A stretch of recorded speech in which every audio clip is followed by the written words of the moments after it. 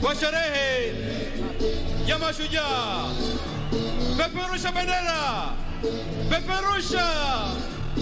Karibu, karibu Mheshimiwa Rais Uhuru Kenyatta, utuongoze kwa sherehe ya mashujaa gatuzi hili la Kirinyaga, uga huu wa Wanguru.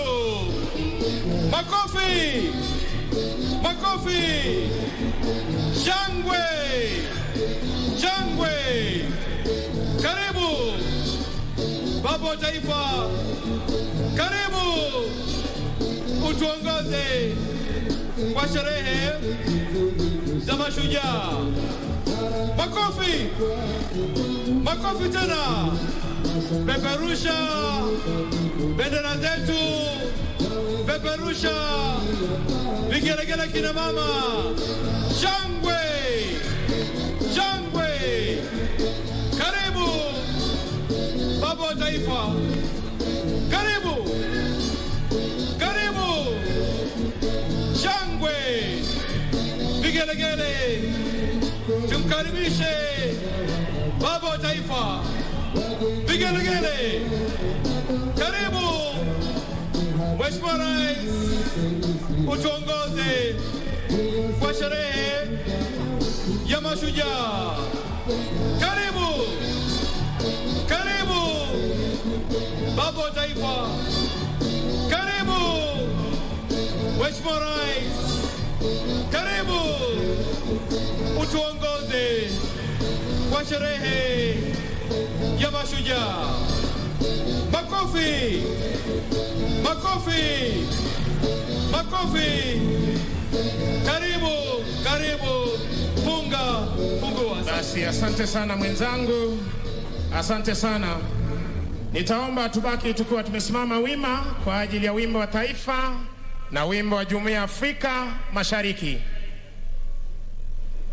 na tuungane sote kuweza kuimba wimbo wetu wa taifa, ubeti wa kwanza.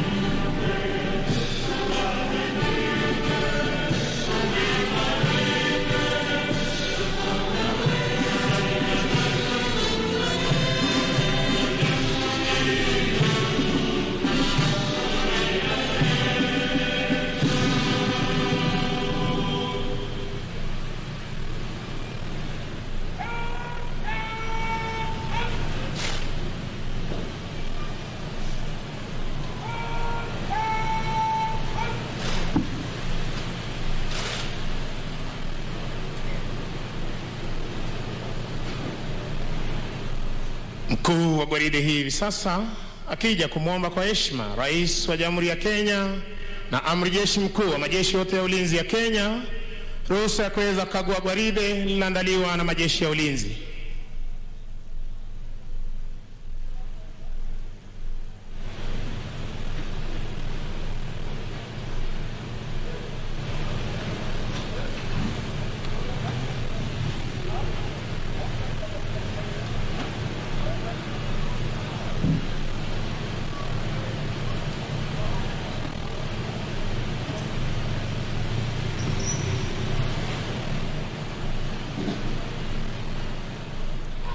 Asanteni, kwa heshima tunaweza kuketi tafadhali.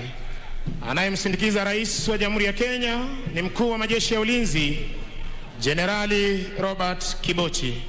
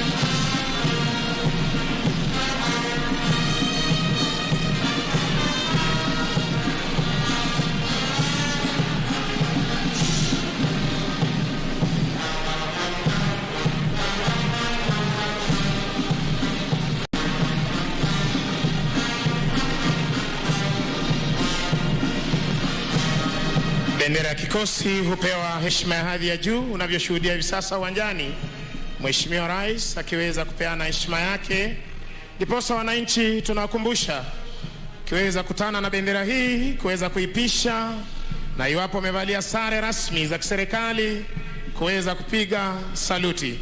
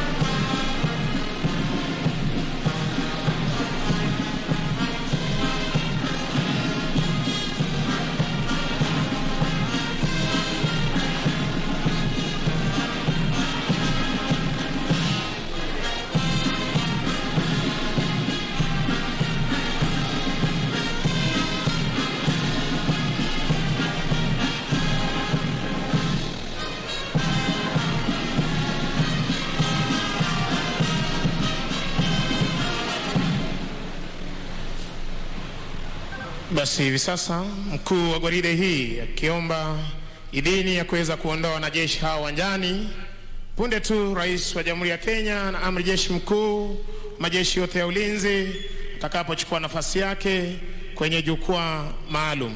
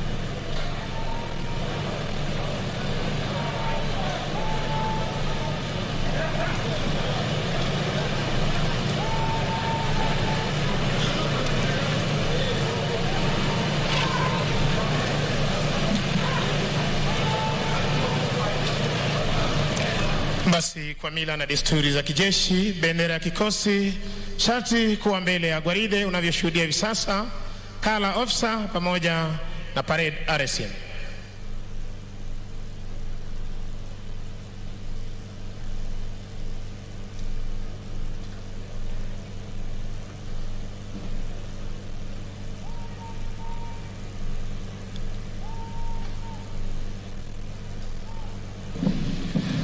Mheshimiwa Rais, kwa amri hiyo, to your duties by the left quick march.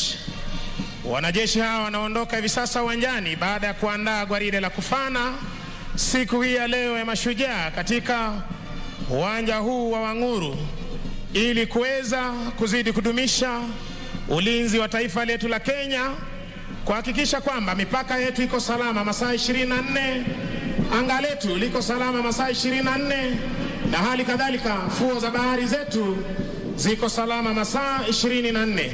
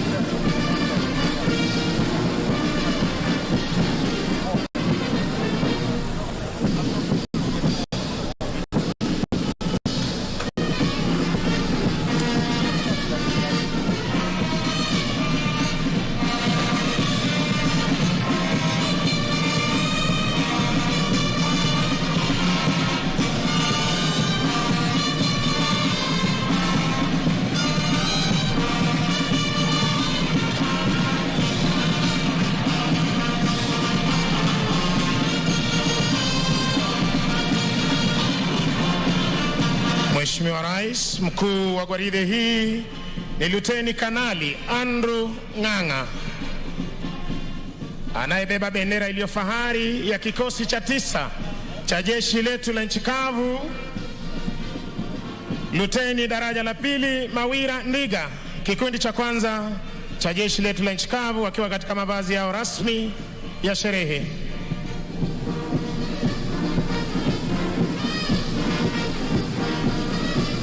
Kikundi cha 2, Mheshimiwa Rais, cha jeshi letu la nchi kavu, wakiwa katika mavazi yao rasmi ya sherehe.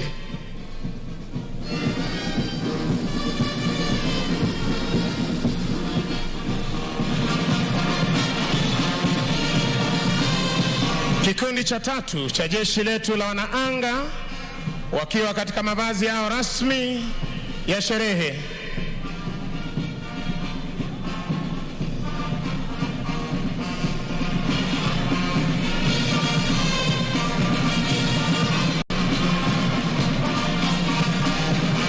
Kikundi cha 4, Mheshimiwa Rais, cha jeshi letu la wanamaji, wakiwa katika mavazi yao rasmi ya sherehe. Parade Adjutant Captain Alex Kiprop Kipkogei. Weka alama jeshi letu la nchi kavu. Mziki umekuwa ukiporomoshwa na bendi za majeshi ya ulinzi.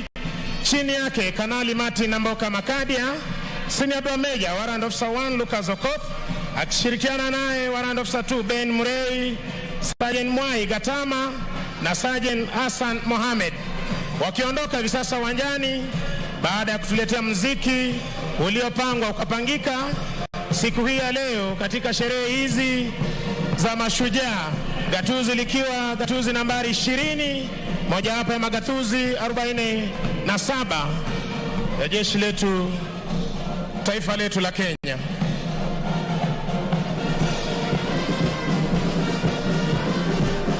Nitampisha mwenzangu Achanga aweze kutuletea tamasha za ndege zetu za kijeshi. Asante sana mwenzangu Ben Misango. Mheshimiwa Rais, inafuata sasa tafrija za angani, na wanakuja uzuri kabisa ni wanajeshi wetu wa anga, wakiwa ni ndege aina ya Tucano, zikiwa zinapuliza moshi mweupe kuashiria kuwa kila kiko sawa. Tupigieni makofi wanapopita mbele ya jukwaa la rais. Hawa ni vijana wetu hapa nyumbani ambao wamepata mafunzo hapa na vile vile wameweza kuhakikisha kuwa kila kitu kiko sawa hapa kwetu nyumbani. Ni ndege aina ya Tukano ambazo kwa mara nyingi hutumika kwa minajili ya kuona kuwa mafunzo yako sawa kabisa. Ndio hawa wanaenda uzuri kabisa wakitomekomea upande wa pili. Ndege ambayo nitakuwa nikitarajia sasa hivi ni ndege aina ya Tiara ambayo inakuja uzuri kabisa kwa mbali, inakuja ikiwa imebeba bango kubwa kweli kweli. Wanakuja taratibu kabisa wakiwa hawana wasiwasi kabisa, kuashiria kuwa kila kitu angani kiko sawa. Bango kubwa kabisa ambako umbali naweza kuona wameandika hongera Mashujaa. Tuwapigieni makofi wanapokaribia karibu na jukwaa la rais wakiwa wamebeba bango ambao kwa kweli una ujumbe mwafaka kabisa, ujumbe ambao unaelekeana na siku ya leo ambao unasema hongera Mashujaa. Tuwapigieni makofi wanapopita pale kabisa uzuri kabisa na ndege aina ya Tiara. Wanaenda uzuri kabisa upande wa kushoto wa uwanja wakiwa hawana wasiwasi kabisa, wakiwa wameshikilia angani. Mheshimiwa Rais wakiwa wanatokomea, tunafika mwisho wa tamati wa sherehe za siku za leo za majeshi, na ninampisha mwenzangu ili aweze kuendelea. Basi Mheshimiwa Rais, na huo ndio utakuwa mwisho wa tamasha zetu za kijeshi kwa pamoja. Ningependa kuwashukuru flag staff wetu, Meja Ismail Olwal, Meja Peter Etiang, Defense Forces Sergeant Major Warrant Officer 1 Koranga, Kenya Army Sergeant Major Warrant Officer 1 Karioki, Kenya Air Force Sergeant Major Warrant Officer 1 Talengo, na Kenya Navy Sergeant Major Warrant Officer 1 Haji Bwana, bila kuwasahau wenzangu hapa Senior Private Wekesa Warrant Officer 2 Achanga, pamoja nami jina langu ni Kopro Misango Mbaye, nikiwarejesha moja kwa moja hadi kwake Bwana Peter Wanjohi. Asante sana wenzangu kutoka kwa majeshi ya ulinzi. Naomba sote tuwe watulivu kwa maombi.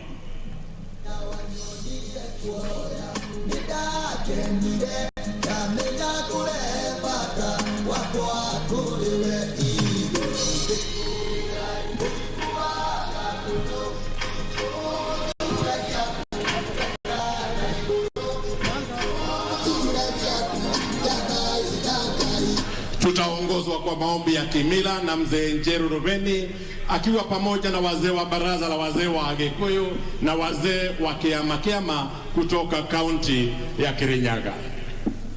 Dai dada yangai dai, dai dada yangai dai, dai dada yangai dai, dai dada yangai dai, dai dada yangai dai, dai dada yangai dai. Ngai wa Kirinyaga, we utuongerere matuko tugakorwo muoyo muthenya uyu wa Mashujaa Day. Rathima muthaki wa bururi uyu Uhuru Muigai wa Kenyatta na thirikari yake na aria mothe mabeto wathani bururi uyu matungatage na wibokeku na matungatage na kio. Thai thathaia Ngai thai, thai thathaia Ngai thai. Ngai mwene Nyaga twaguthaitha urathime andu a Kenya aria marenda mbura utuve nigetha mabiu maitu na mimera iria tukubanda ibue kubua nigetha ng'aragu tugie na mbuna. Thai thathaia Ngai thai, thai thathaia Ngai thai. Ngai mumbi watuvere ciana imwe colleges ira inge university ira inge secondary na ira inge primary na ira inge ne ironga irathime tondu nicio Kenya ya muthenya ucio ungi. Thai thathaia Ngai thai, thai thathaia Ngai thai, thai thathaia Ngai thai, thai thathaia Ngai thai. Rathima mugeni witu president wa Malawi uria ucerere bururi wa Kenya akiumagara na agicoka umutungagie munyaka waku thai thathaia ngai thai thai thathaia ngai thai turi agikuyu na mumbi thai thathaia ngai thai thai thathaia ngai thai turi agikuyu na mumbi thai thathaia ngai thai thai thathaia ngai thai turi agikuyu na mumbi thai thathaia ngai thai thai thathaia ngai thai kuroagira. Asante. Sauti kwa heshima, sauti. Atafuata sasa Mheshimiwa Rais Imam Idi Abdurrahman ambaye ni mwenyekiti wa baraza la maimam hapa kaunti ya Kirinyaga. Imam, karibu. A'udhu billahi minash shaitani rajim. Bismillahir rahmanir rahim. Allahumma salli ala Sayyidina Muhammadin wa ala ali Muhammad. Kwa jina la Mwenyezi Mungu mwingi wa rehema na mwenye kurehemu. Mwenyezi Mungu Mola wetu mtakatifu, tunakushukuru kwa kutuleta mahali hapa kutoka sehemu mbalimbali ili kusherehekea sikukuu hii tukufu ya mashujaa.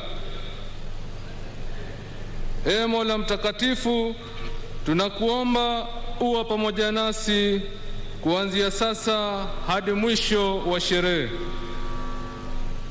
Mwenyezi Mungu, tunamwombea rais wetu wa Jamhuri ya Kenya, Rais Uhuru Muigai Kenyatta, na viongozi wote katika nchi hii, pia tukiwakumbuka na wageni wetu waliotutembelea.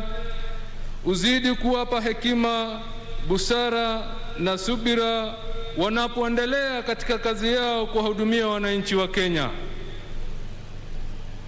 Mola wetu, ibariki nchi hii yetu ya Kenya kwa mvua yenye baraka, tuondolee magonjwa za kila aina, hasa wakati huu mgumu wa magonjwa ya kuambukiza.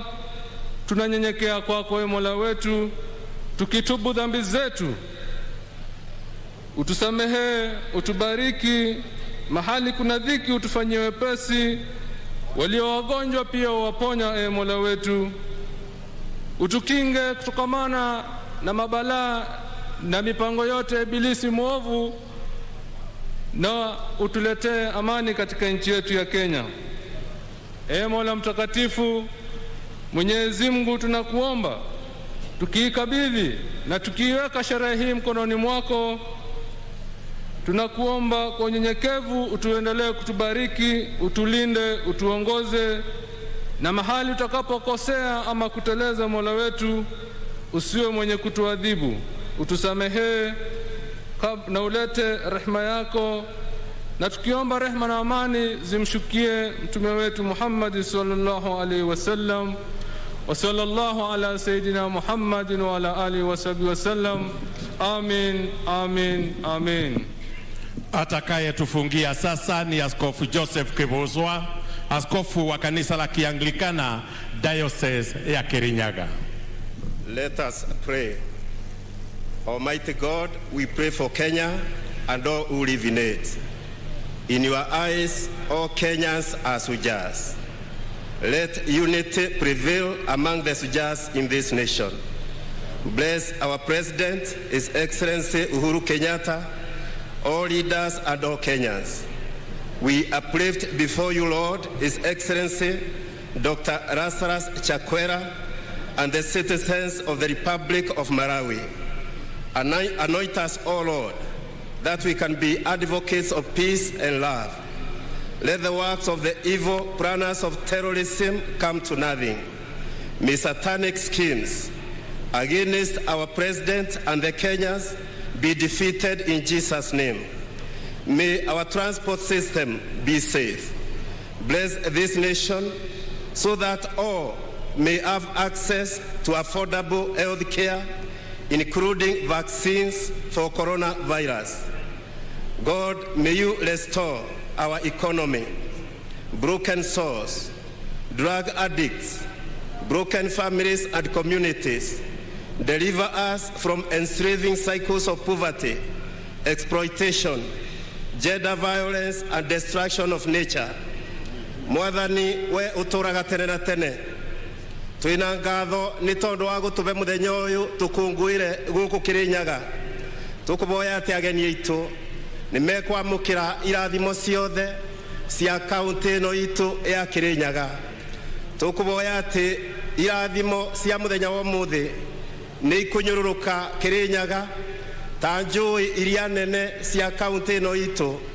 Twambiririe na rui rwa Thagana, rwa Muthambi, Rundu, Rutue, Mukengeria, Kiringa, Thiva, Kamwana, Nyamindi na Rubingase. Tukuboya ati utugi wa Ngai ni ugutuhumbira o ta uria miti ikoragwo igumbeire mutitu karima ga Kamuruana na karima ka Murinduko. Mwathani turaboya ati ageni aitu ni ukumabutia na nimekugura mucere witu wa guku Mwea, nimekugura kaboa na majani meitu, nimekugura matunda ona mboga iria tukuragia guku Kirinyaga kuma thoko-ini citu. Na riu tukuboya ati kirathimo kia Ngai uria uturaga tene na tene ni gigukorwo iguru ritu. We pray that Christ's righteousness will shine upon us this day and scatter the darkness from before our paths. And the blessing of God Almighty, the Father, the Son, and the Holy Spirit be upon us and remain with us always. Amen. Asante Askofu. Mheshimiwa Uhuru Kenyatta, Rais wa Jamhuri ya Kenya na Amiri Jeshi Mkuu wa Majeshi ya Ulinzi, na Mheshimiwa Mama wa Taifa Bi Margaret Kenyatta, Mheshimiwa Lazarus Chakwera, Rais wa Jamhuri ya Malawi, na Mheshimiwa Bi Monica Chakwera, Naibu wa Rais Mheshimiwa Daktari William Ruto na Mheshimiwa Bi Rachel Ruto, maspika wa Bunge la Kitaifa na spika la Bunge la Seneti, Jaji Mkuu na Rais wa Mahakama ya Juu, mabalozi na maafisa wakuu wa kidiplomasia, gavana, viongozi na wananchi wote wa kaunti ya Kirinyaga, wananchi wa Jamhuri tuipendayo ya Kenya, mabibi na mabwana. Mheshimiwa Rais, upande wako wa kulia tunao mashujaa wanaowakilisha mashujaa kutoka pembe zote hapa nchini. Naomba kwa heshima mashujaa tuweze kusimama na tuwashangilie tukiwakaribisha hapa uwanja wa Wanguru. Karibuni sana mashujaa wetu tunaowaenzi. Na kabla Mheshimiwa Rais, nimwalike mwenzangu Kennedy Kimani atuongoze kwa kipindi kifupi cha burudani.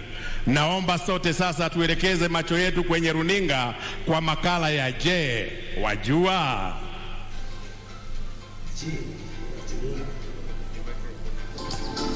Wajua kuwa Rais Uhuru Kenyatta ametilia maanani suala la kuwapa wananchi vyeti vya kumiliki ardhi. Tangu uhuru hadi mwaka wa 2013 ni hati milioni 5.6 za kumiliki ardhi zilizokuwa zimetolewa kwa wananchi.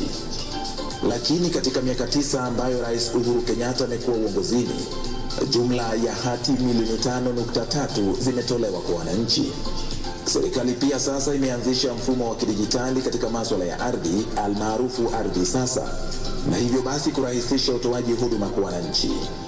Juhudi hizi za Rais Kenyatta zinanuia kuhakikisha wananchi wanachangia vilivyo katika ujenzi wa taifa bila wasiwasi ya kupoteza mashamba yao. Je, wajua? Wajua kuwa mradi wa Mwea Irrigation Scheme unazalisha 70% ya mchele nchini Kenya? Mradi huu unazalisha mchele aina ya basmati almaarufu aromatic pishori metric tani 1114 kila mwaka, ulio na thamani ya shilingi bilioni 9.6. Mradi wa Mwea ni ekari 25,000 na umeunda nafasi nyingi za kazi, kwani takriban wakulima 11,000 wanajishughulisha na kilimo hapa. Ujenzi wa bwawa la Thiba ulioanzishwa na Rais Uhuru Kenyatta utaongezea kilimo katika ekari 10,000 hapa Mwea na kufikisha ekari zitakazozalisha chakula hadi jumla ya 35,000. Ekari hizo 35,000 zitaongezea mavuno ya mchele kutoka metric tani 1114 za sasa hadi takriban metric tani 1200 kila mwaka. Sasa wajua. Na mimi hapa pia sasa najua. Mheshimiwa Rais, sasa nitamwalika mwenzangu Kennedy Kimani atuongoze kwenye kipindi cha burudani. Asante. Abai mbona wanja obini ndagucokeria ngatho cia mwanya ni kumbe vinda riri ndongorie mutaratara uyu wa gucanjamura ageni monde na andu monde ma Kenya. Asanti.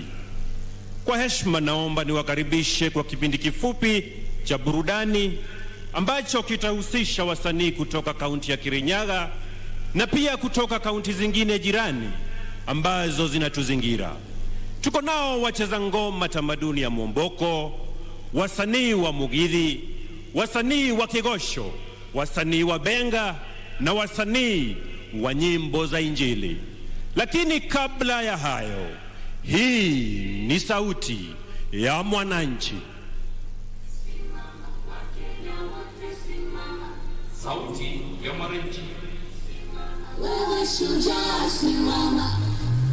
Uru akikuja hapa, sisi tabeba na mkono hivi. Sitaki anyange chini kwa sababu hiyo mtu anapatia sisi maadili mingi. Alikuwa sisi na njaa, lakini wakati Uru alikuja, alipatia sisi shamba. Sisi alitupa hii njaa. Mimi nasema Rais President Muigai Uhuru Kenyatta ametufanyia mambo hii Kisumu ikakuwa Kisumu City. Nataka kushukuru president wetu sana ambaye ameshikilia hii mradi sana na akaingililia mpaka Wakamba wapate maji. Namshukuru sana. Nakushukuru sana rais wetu Uhuru Kenyatta, ulipofika hapa Kibuyuni 2019 ukatusaidia kilimo chetu cha mwani. Nashukuru sana Kenyatta, ameleta maendeleo sana. Ameleta kazi ya stima, nimeshukuru sana kabisa. Tumesema asante Uhuru, amani ya bwana ameleta maendeleo. Sisi watu wa Kirinyaga tunasema ni asante sana kwa kuwa umetuundia barabara, umetupea maji, security iko sawa, matibabu na pia umejenga mahospitali. Your Excellency, umefunuliwa mambo hayo na Mungu na tunashukuru sana kwamba utatuongezea. Wacha hii uweze iendelee. Ujumbe wangu kwa Rais Kenyatta ni kwamba pongezi sana kwa kazi nzuri uliyoifanya. Infrastructure ni the most and the best thing to do in the country. Na hivi ulivyotufanyia sasa hatuna la kusema isipokuwa asante sana. Mtu hana macho ndio haoni, lakini rais ametuletea maendeleo. Hapa hatujakuwa tunafikiria siku moja tutaona sukari. Wewe rais wetu, ninakushukuru kwa ajili ya kukumbuka ukulima wa maziwa. Kwa hivyo ashole wa rais lang nigiramaya nenkai. Na sasa tupate burudani. PPMC Productions.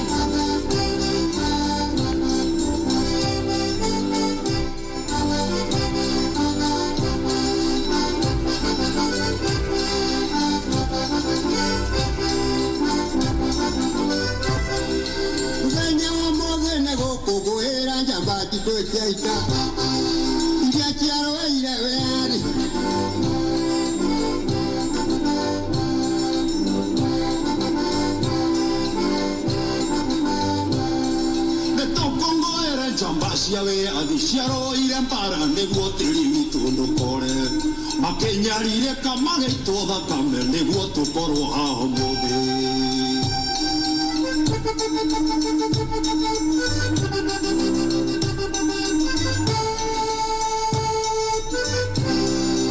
kumagipeo nituikaranagie na thayo andu maruaga niguo tuikarage na thayo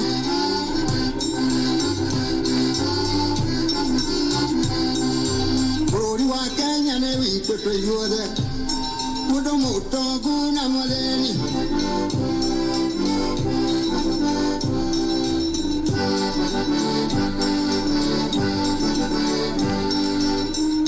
Ere to korea na to kwanywa tukere hidagia mayo maito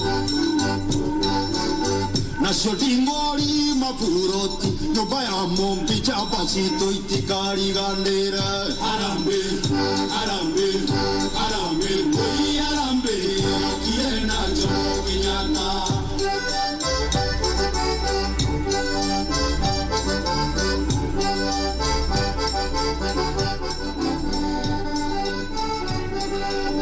waigo Waigokea ni Mashujaa Tetokea na mudenyoyo Twena weathi ona thayo muthenya munene Na twinuka tuinuke thayo Waigokea ni Mashujaa Tetokea na mudenyoyo Twena weathi ona thayo muthenya munene Na twinuka tuinuke thayo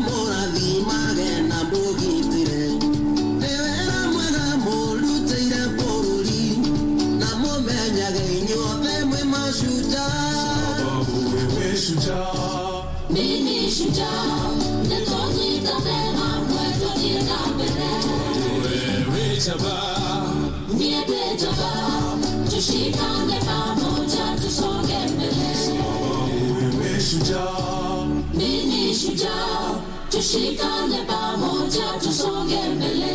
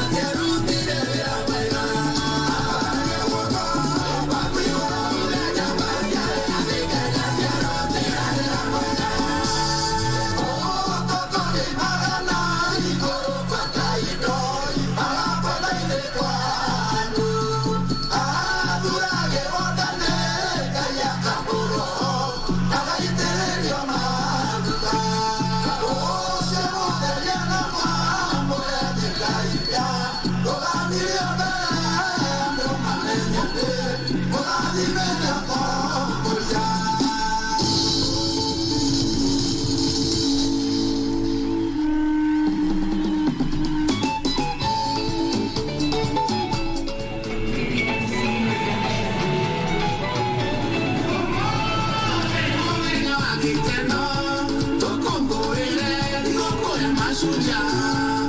Uhuru we shujaa namba moja, irase hakuna mateka ilandira. Jivunia nchi yangu shujaa, uhuru wa manaforoni wakwa shujaa. Umoja wetu ni nguvu yetu, tusonge mbele kwa pamoja.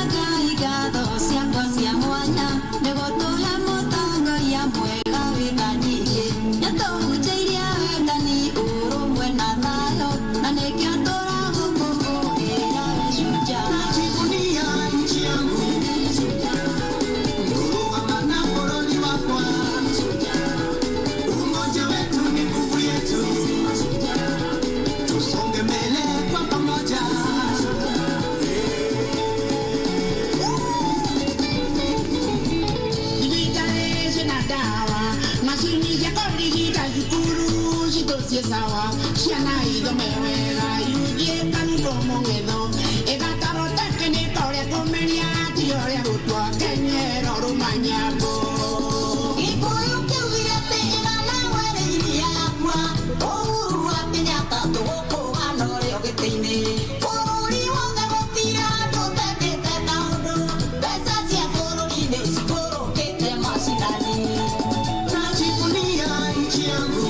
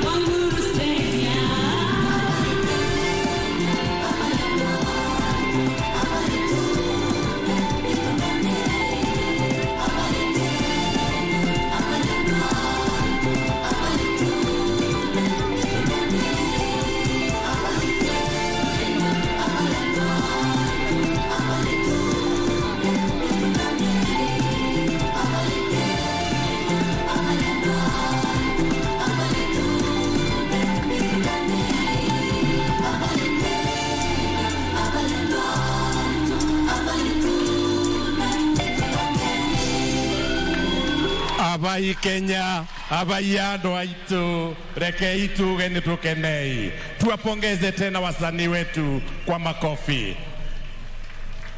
Kwa heshima Mheshimiwa Rais, naomba sasa uniruhusu nimwalike gavana wa kaunti ya Kirinyaga, Mheshimiwa Anne Waiguru, atukaribishe kirasmi na kwa kifupi, halafu amwalike Mheshimiwa naibu wa Rais. Gavana.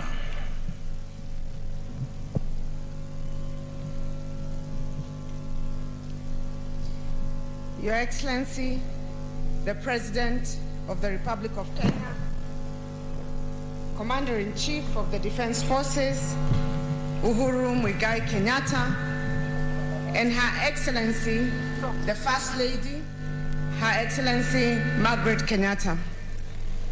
Your Excellency, the President of the Republic of Malawi, Lazarus Chakwera, and Her Excellency, the First Lady of Malawi, Monica Chakwera.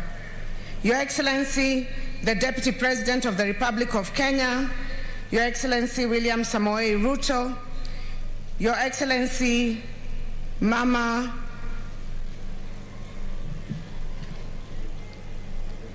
Rachel Ruto, the Right Honorable former Prime Minister Raila Amolo Odinga, fellow governors present here today, honorable cabinet secretaries present, Your Excellency, ambassadors and high commissioners, honorable senators, members of parliament and county assemblies, wananchi wenzangu, mabibi na mabwana, hamjambo. It is my great pleasure to welcome you all to Kirinyaga County on this auspicious Mashujaa Day. I know some of you may have been to our county before. Some are visiting us for the very first time. I'm also told that some came just to see what it is about this small county that makes headlines so often. Whichever the case may be, I'm sure by now you have experienced the warmth and love of Kirinyaga people. Today we get to celebrate Kenya's Shujaas, the men and women without whom Kenya we love would not exist.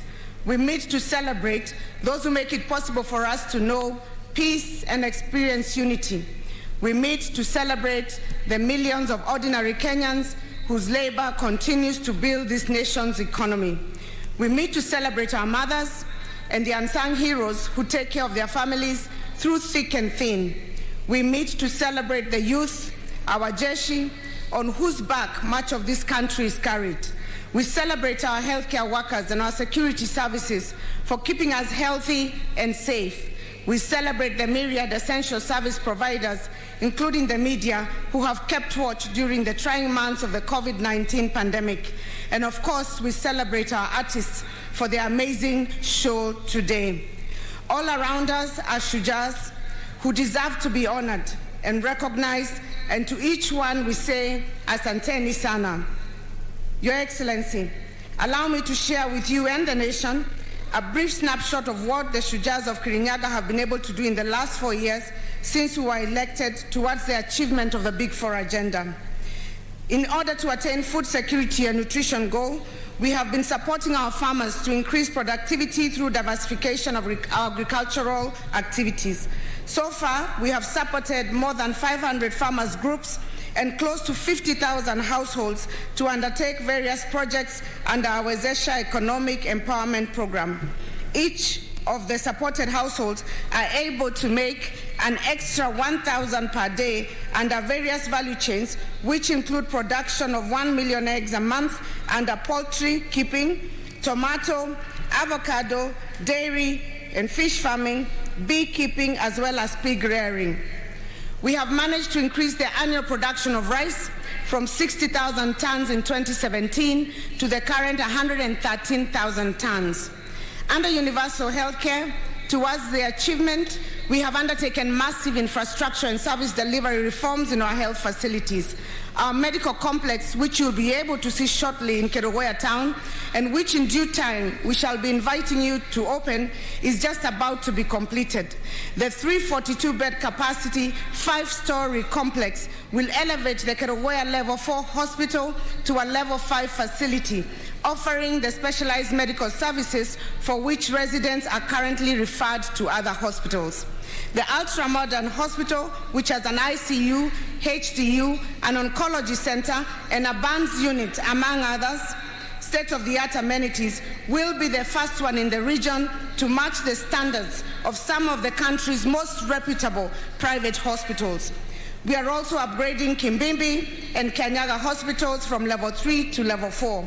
This is in addition to the 19 dispensaries we are completing and equipping in order to boost provision of primary health care at the grassroots.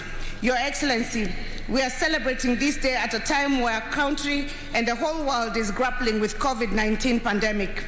We are grateful to you for the support you have received from your government towards acceleration of mass vaccination among our residents. Through your help, we have so far vaccinated over 105,000 people against COVID-19 in Kirinyaga County. Your Excellency, in order to provide a conducive environment for our traders, most who deal in fresh produce, we have so far constructed 15 modern markets in various towns. We have also constructed about 25,000 square meters of cabro car parks and pavements in our major towns, and we are currently undertaking 30,000 square meters of cabro paving in Wanguru town. Kirinyaga County produces around 62,000 tons of tomatoes each year, a lot of which goes to waste. We're in the final stages of getting a clearance for a tomato processing plant. We are also constructing an avocado packhouse and supplying our dairy farmers with milk processing equipment. Towards manufacturing, we recently repossessed 254 acres which had been illegally acquired. This land is strategically located in Sagana in close proximity to the railway line and Keno-Marua Highway. We have just completed the plans and designs to establish an industrial park on the land. Through collaboration between our county government and the Ministry of Transport, Infrastructure, Housing and Urban Development and Public Works in your government, plans to construct about 100 affordable housing units in Kerugoya town are at an advanced stage. Your Excellency, allow me to appreciate the tremendous work you have done in our county and the region, and indeed the whole country. when it comes to development. The impact will not only be felt by the current generation, but the legacy will live on for generations to come. I recall when you visited Moya last year, Your Excellency, this stadium was just a muddy field, and that required us to wear gumboots in order to walk in. True to your promise that day, the transformation that the stadium has undergone is magnanimous, to say the least.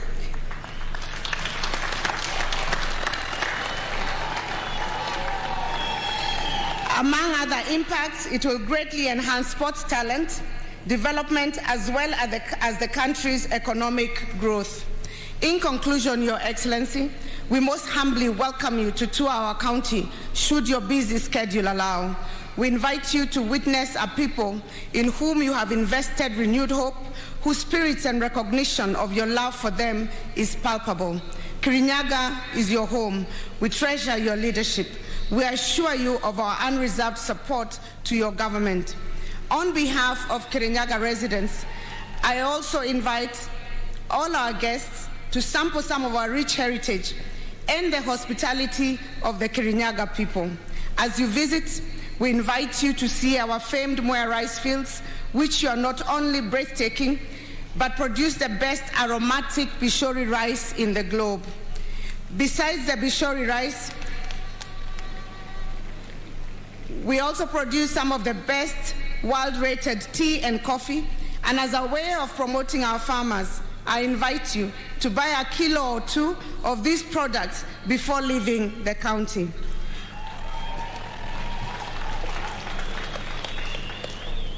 For those who do not suffer hydrophobia, you are invited to try out kayaking, canoeing, and water rafting, which are offered in many of our resorts located along Sagana River. The river is recognized for hosting national and international water sports, and I'm sure you'll get an experience of a lifetime. For those who do not love water sporting, exploring other adventures such as zip lining, canopy walking, and archery will be just as good. I would like to once again thank you all on behalf of Kirinyaga people for bestowing upon us the privilege of hosting this auspicious occasion. God bless you, God bless Kirinyaga, and God bless Kenya.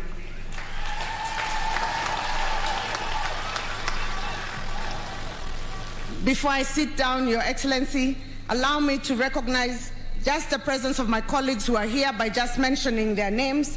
I'd like to recognize the Chair of the Council of Governors, His Excellency Martin Wambora from Embu, Deputy Vice Chair of the Council of Governors, Your Excellency James Ongwai from Kisii, Excellency Francis Kememia from Nyandarua, Excellency Governor Nderitu Mureithi from Laikipia, Excellency Mwangi Wairia from Murang'a, Excellency James Nyoro from Kiambu, Excellency Professor Anyang' Nyong'o from Kisumu, Excellency Colonel Rasanga from Siaya, Excellency Mtahi Kahiga from Nyeri, and Excellency Ali Hassan Joho 001 from Mombasa. And also Her Excellency Anne Kananu from Nairobi. Deputy Governors present is Deputy Governor Peter Ndamberi from Kirinyaga, and Deputy Governor Caroline Karugu from Nyeri.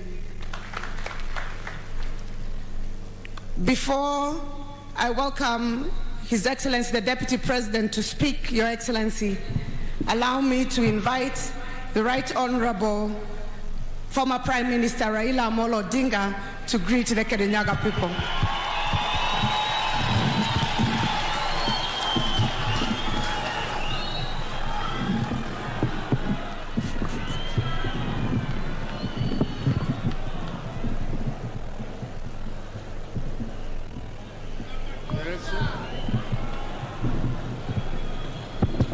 Your Excellency Uhuru Muigai Kenyatta, President of the Republic of Kenya, Your Excellency Mama Margaret Kenyatta, Your Excellency President Lazarus Chakwera, President of the Republic of Malawi, Your Excellency the Deputy President, all distinguished guests, ladies and gentlemen, Muriega Andua Kirinyaga Avai. Your Excellency, we have here some other leaders from the opposition. We have here Honorable Musalia Mudavadi, the party leader of ANC, Honorable Gideon Moi, Senator, the leader of KANU, Honorable Moses Wetangula, for Kenya. I would like to have my brother Musalia Mudavadi just say jambo. Karibu.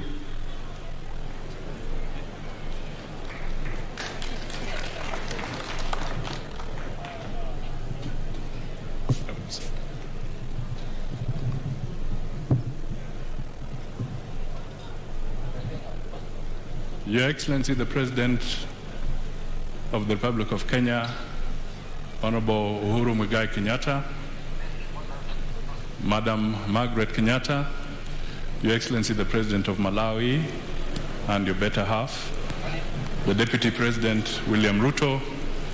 Your Excellency, allow me to dispense with other protocols because there are quite a host of senior people in this gathering. Andwa Kirinyaga Muriega, Ohoro Wanyu. Thank you, Your Excellency. For me, I just want to say that this is an auspicious occasion when we recognize and honor those who have contributed in various capacities to the being and well-being of our country. And they deserve the respect and accolades that this day brings for them and for the Kenyan people. I also want to take this opportunity to acknowledge that there is tremendous development in our country, and it would be important that this foundation is built on for the future as we move forward. I also want to call on peace and tolerance during this particular period so that we can work together as a nation and as a people, respecting the boundaries that the Constitution provides so that we respect everybody in our country. That is how cohesion will be built, and that is how Kenya will be built. Lastly, let me also convey an apology from Honorable Kalonzo Musyoka, who is out of the country and he would have liked to be here with us. But I know in spirit he's perhaps even watching what is going on here.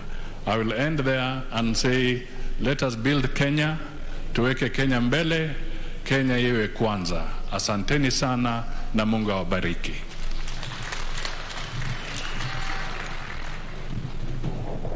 Your Excellency, Mashujaa Day gives us an opportunity to remember where we are coming from and where we are going.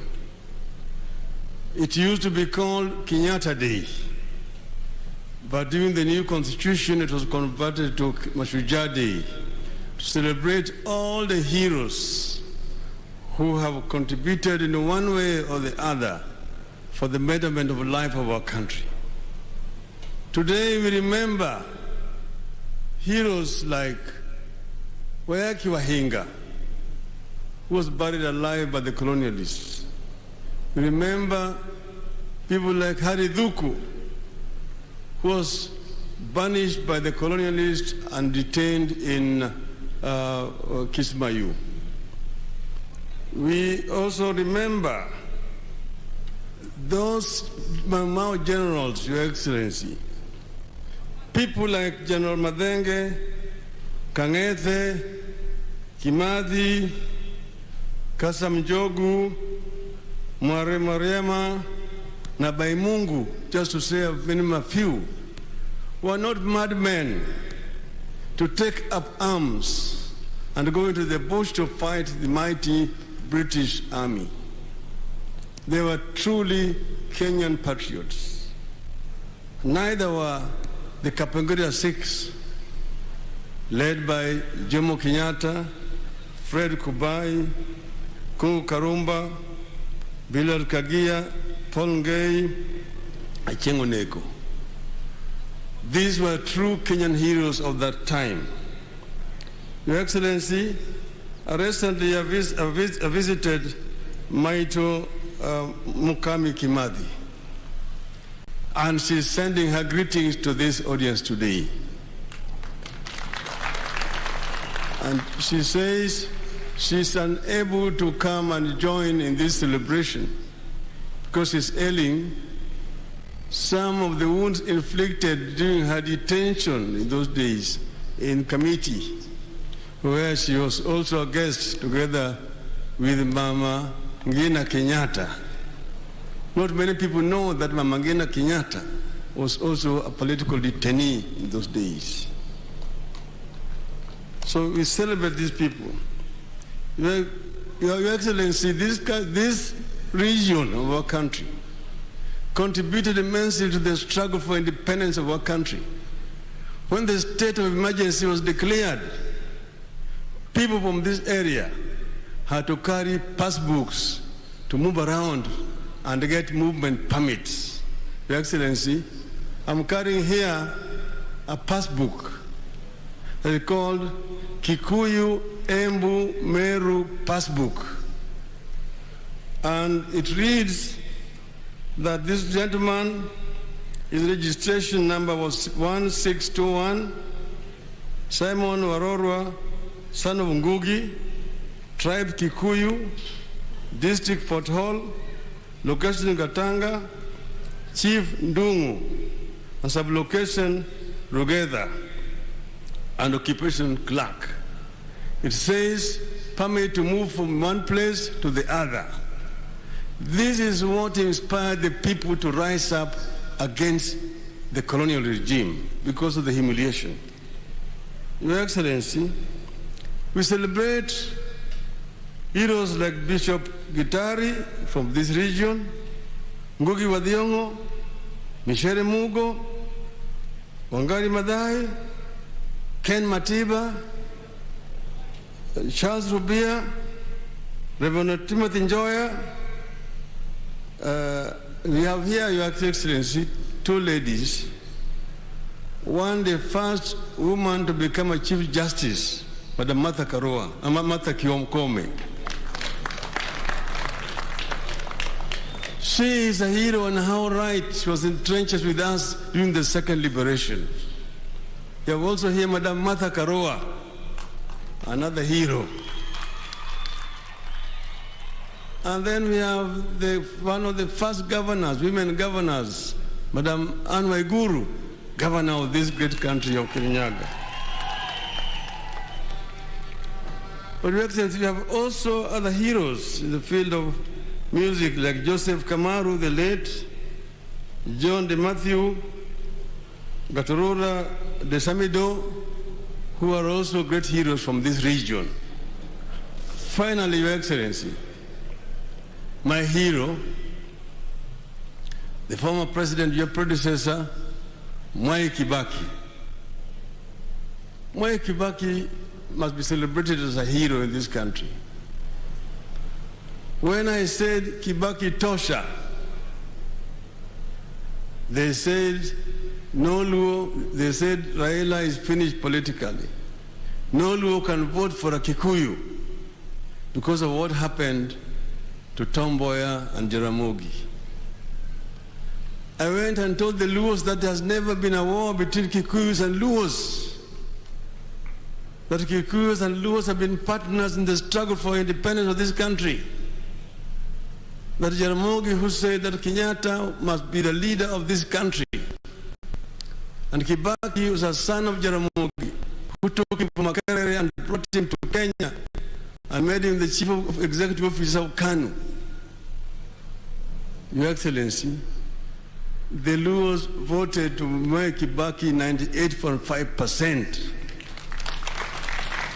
showing that this tribalism thing is very skin thin.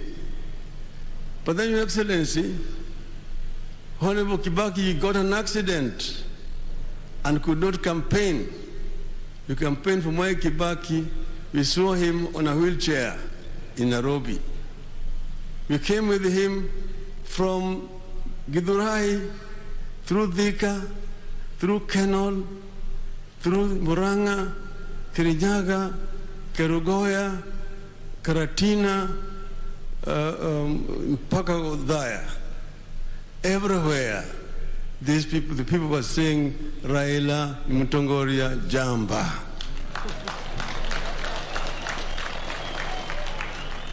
So Raila Odinga is a friend of the mountain and has been able to climb the mountain. I thank you.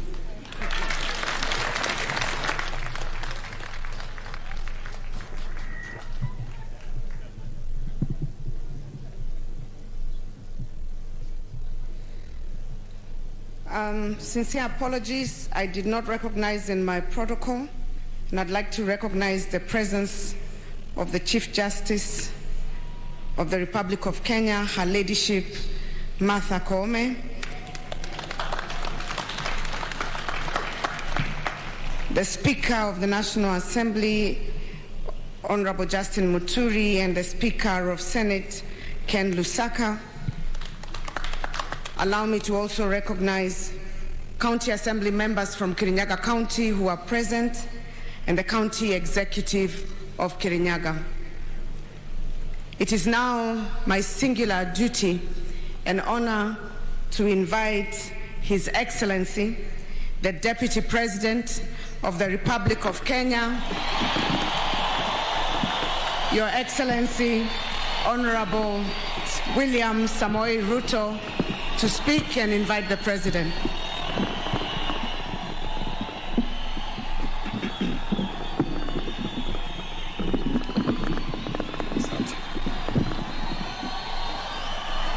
Haya, asante sana Mheshimiwa Rais wa Jamhuri yetu ya Kenya, Your Excellency Uhuru Muigai Kenyatta, mama wetu wa taifa, Your Excellency Margaret Kenyatta,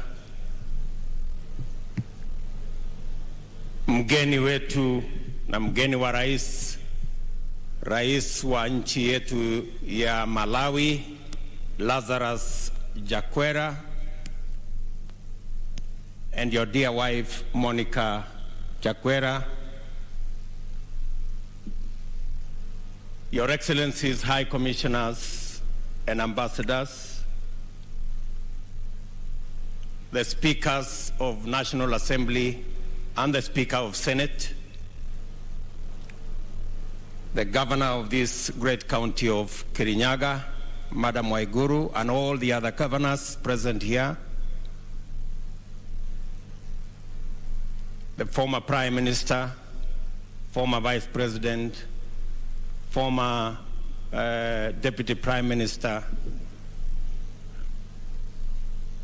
Amiri mkuu wa majeshi yetu na wale wengine wote, mawaziri walio hapa, makatibu, ndugu wananchi wa Kirinyaga, hamjambo.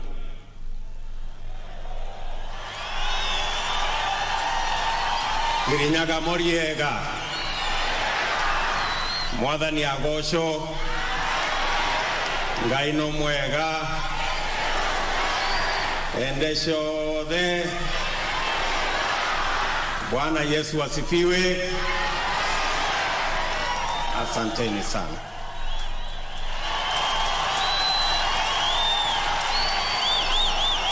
Your Excellency, I want to take this very opportunity to thank you for making the decision that national celebrations will not only be held in Nairobi, but it will be held in our counties.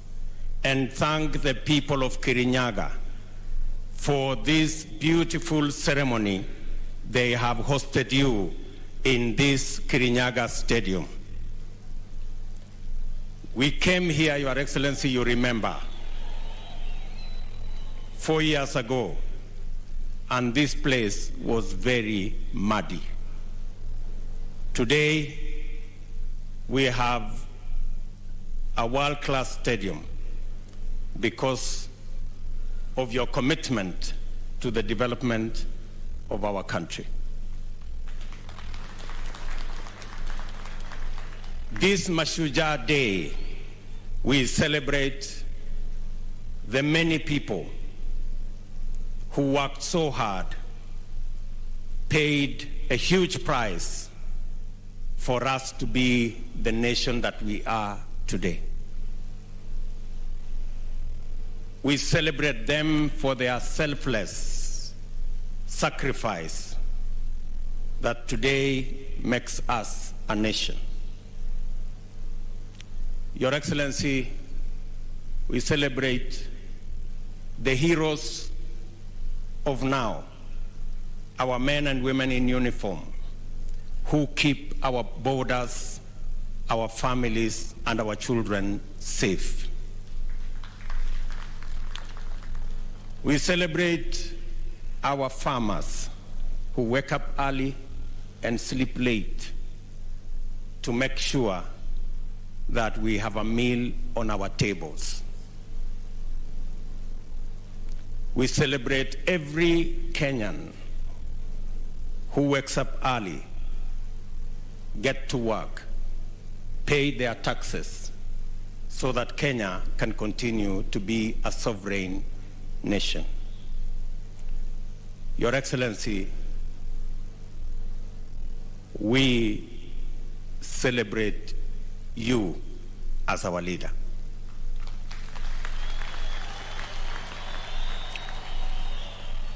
The last 9 years has seen unprecedented transformation in our country. From the SGR to the almost 11,000 kilometers of new tarmac in Kenya, to the almost 8 million people connected to electricity, to all the transformation in our education sector. Your Excellency, your place in the history of Kenya is not only secure, but it is prominent. Your legacy as a transformational leader in Kenya will set the standard for the leaders that will come after you. Your Excellency, I want to give you our assurance, myself and my competitors here, that we will build on the legacy that you have set, and we will ensure that nothing that you will leave behind is left incomplete. We will build on it and make sure that Kenya goes to the next level. Your Excellency, I assure you that as your deputy for the last 9 years, God willing, I will make sure that your legacy and the agenda you have set of the unity of this nation and the transformation of our nation under the Big Four plan, together with a bottom-up approach, will take this country to greater heights. Your Excellency, this is a very important day for us as a nation, and you have set the standard for us.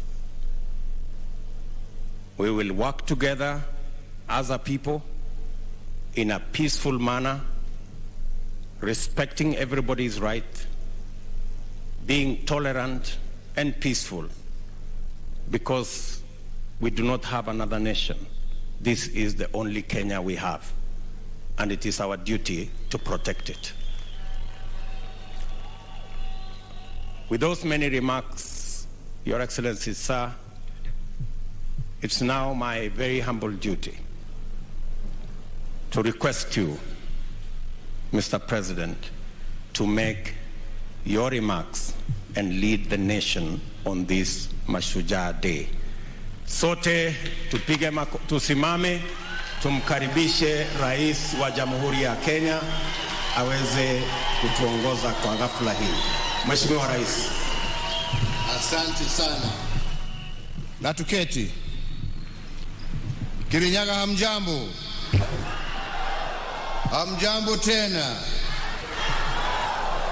Asanteni sana.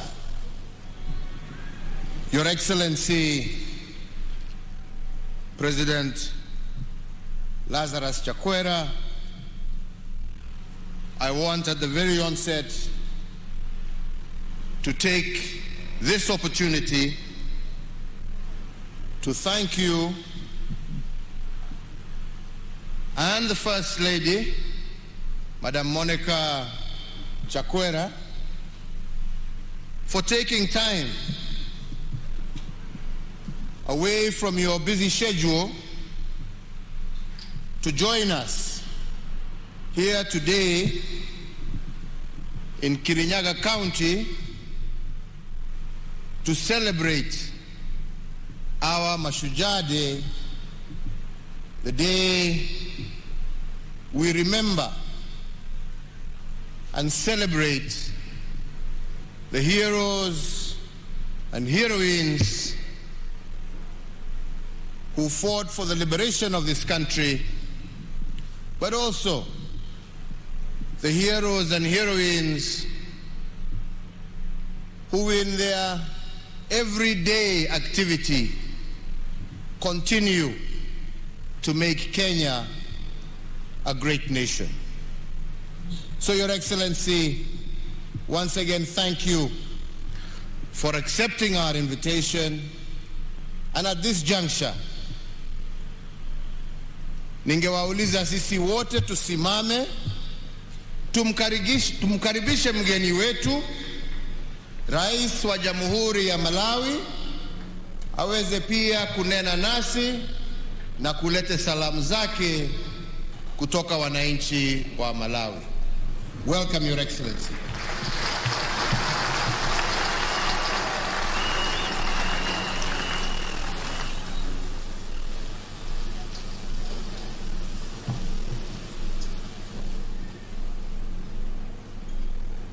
Your Excellency Uhuru Kenyatta, President of the Republic of Kenya, and Your Excellency Madam Margaret Kenyatta, First Lady of the Republic of Kenya, Your Excellency Madam Monica Chakwera, First Lady of the Republic of Malawi, Your Excellency William Ruto, Deputy President of the Republic of Kenya, and Madam Rachel Ruto, Your Honor, Raila Odinga, former Prime Minister of the Republic of Kenya, Our Excellency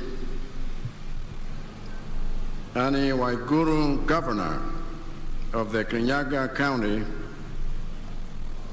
and all governors here present, all protocols observed.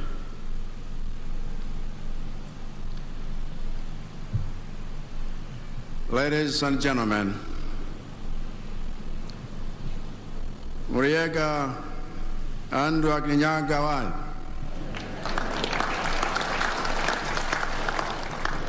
Habari zenu mwenzangu, saseni ni aje?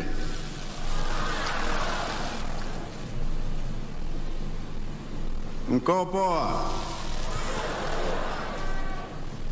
Malawi na Kenya ni ndugu wa miaka mingi sana, tangia wakati wa baba zetu wa nchi zetu, mzee Jomo Kenyatta wa Kenya na mzee Ngwazi Dora Kamzubanda wa Malawi. Mheshimiwa Rais,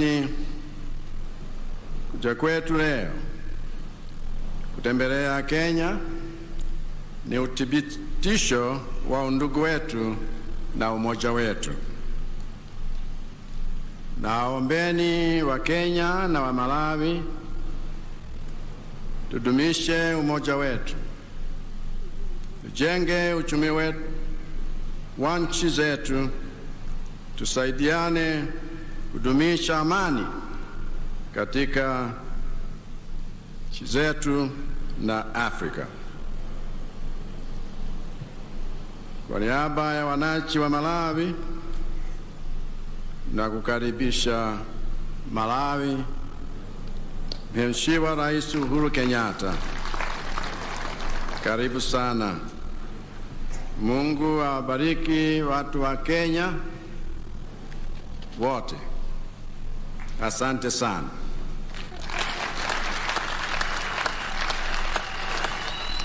Your Excellency, this Mashujaa Day, I am honored to join you in celebrating those who fought for Kenya's freedom and continue to fight for Kenya's transformation at various levels. Today, Kenya's joy is Malawi's joy. For us, the struggle for independence in Kenya and Malawi is one of the things that binds us together. The struggle for independence in Kenya and Malawi was led by patriots who sacrificed their freedoms to safeguard ours. The struggle for independence in Kenya and Malawi was a fight against the same foreign oppressor. The struggle for independence in Kenya and Malawi was a battle fought in the same decade. It is therefore no accident that after the founding father of Malawi became its prime minister in February of 1963, the founding father of Kenya became its prime minister less than 6 months later. It is no accident that after Kenya gained her independence in December 1963, Malawi gained her independence less than 7 months later. It is no accident that within less than 5 years of Kenya and Malawi gaining their independence, the founding father of Kenya hosted the founding father of Malawi here in Kenya in a joyous October like this one today. Even today, it is no accident that when my government was deciding which road in Malawi's capital to upgrade to a multi-lane highway before any other, the obvious choice was the Kenyatta Drive that connects Malawi's House of Parliament to Malawi's largest hospital. Indeed, it is no accident that the city of Mzuzu in the north of Malawi, the city of Lilongwe in the center of Malawi, and the city of Blantyre in the south of Malawi all have at least one road named after Kenyatta. All this is because the founders of my nation wanted to make it clear for generations to come that those celebrated as heroes in Kenya's struggle for independence are celebrated as heroes in Malawi. And Mzee Jomo Kenyatta epitomizes all such heroes, and many that I am learning even today. The bottom line is this: whatever path you take to trace the history of independence in Kenya and Malawi, one fact is clear and indisputable. The struggle for independence in Kenya and Malawi did not just take place simultaneously, it also took place symbiotically. So by celebrating this day together, we renew our brotherhood in the struggles we face and share.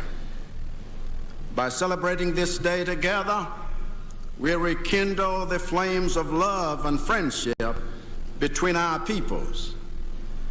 By celebrating this day together, we reignite the solidarity our nation's founders established between us. And by celebrating this day together, we rejoice in the freedoms that light our path into the future.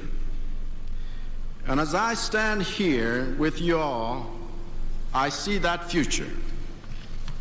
The future I see for our two nations is one of shared exchanges from shared hospitality. The future I see for our two nations is one of shared prosperity from our shared opportunities. The future I see for our two nations is one of shared victories from shared struggles. The future I see for our two nations is one of shared celebrations of shared heroes past, heroes present, and heroes future. It is we, Kenyans and Malawians, who must fight for that future. It is we, Kenyans and Malawians, who must pursue that future. So let us create that future, a future of peace, a future of transformation, a future of genuine love amongst ourselves, because Africans, this is the future we desire. Let us build that future. Let us birth it, if we please. Let us become that future. And God bless Kenya and God bless Malawi. Asanteni sana, mabibi na mabwana. Nashukuru sana. Your Excellency.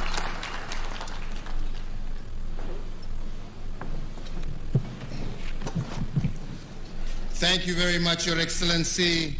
Tumpigie makofi tena ya kumshukuru. Asante na tuketi. Asante. Your Excellency, President Lazarus Chakwera, President of the Republic of Malawi, Your Excellency Monica Chakwera, First Lady of the Republic of Malawi, let me once again thank you, Your Excellency, for taking time, accepting our invitation, and joining us on this Mashujaa Day. And through you, Your Excellency, the Governor of Kirinyaga, let me also thank, through you, the people of Kirinyaga for your hospitality and indeed the warm welcome that we have received to this beautiful county at the footsteps of Mount Kenya. This is the 10th time that we are celebrating our nationhood, identity and diversity away from our capital city of Nairobi. We have previously marked national days in other countries. We have been to Kisumu, Kisii, Nakuru, Kakamega, Narok, Nyeri, Machakos, Meru, and Mombasa. And today we gather here in the county of Kirinyaga to celebrate the makers of our nation.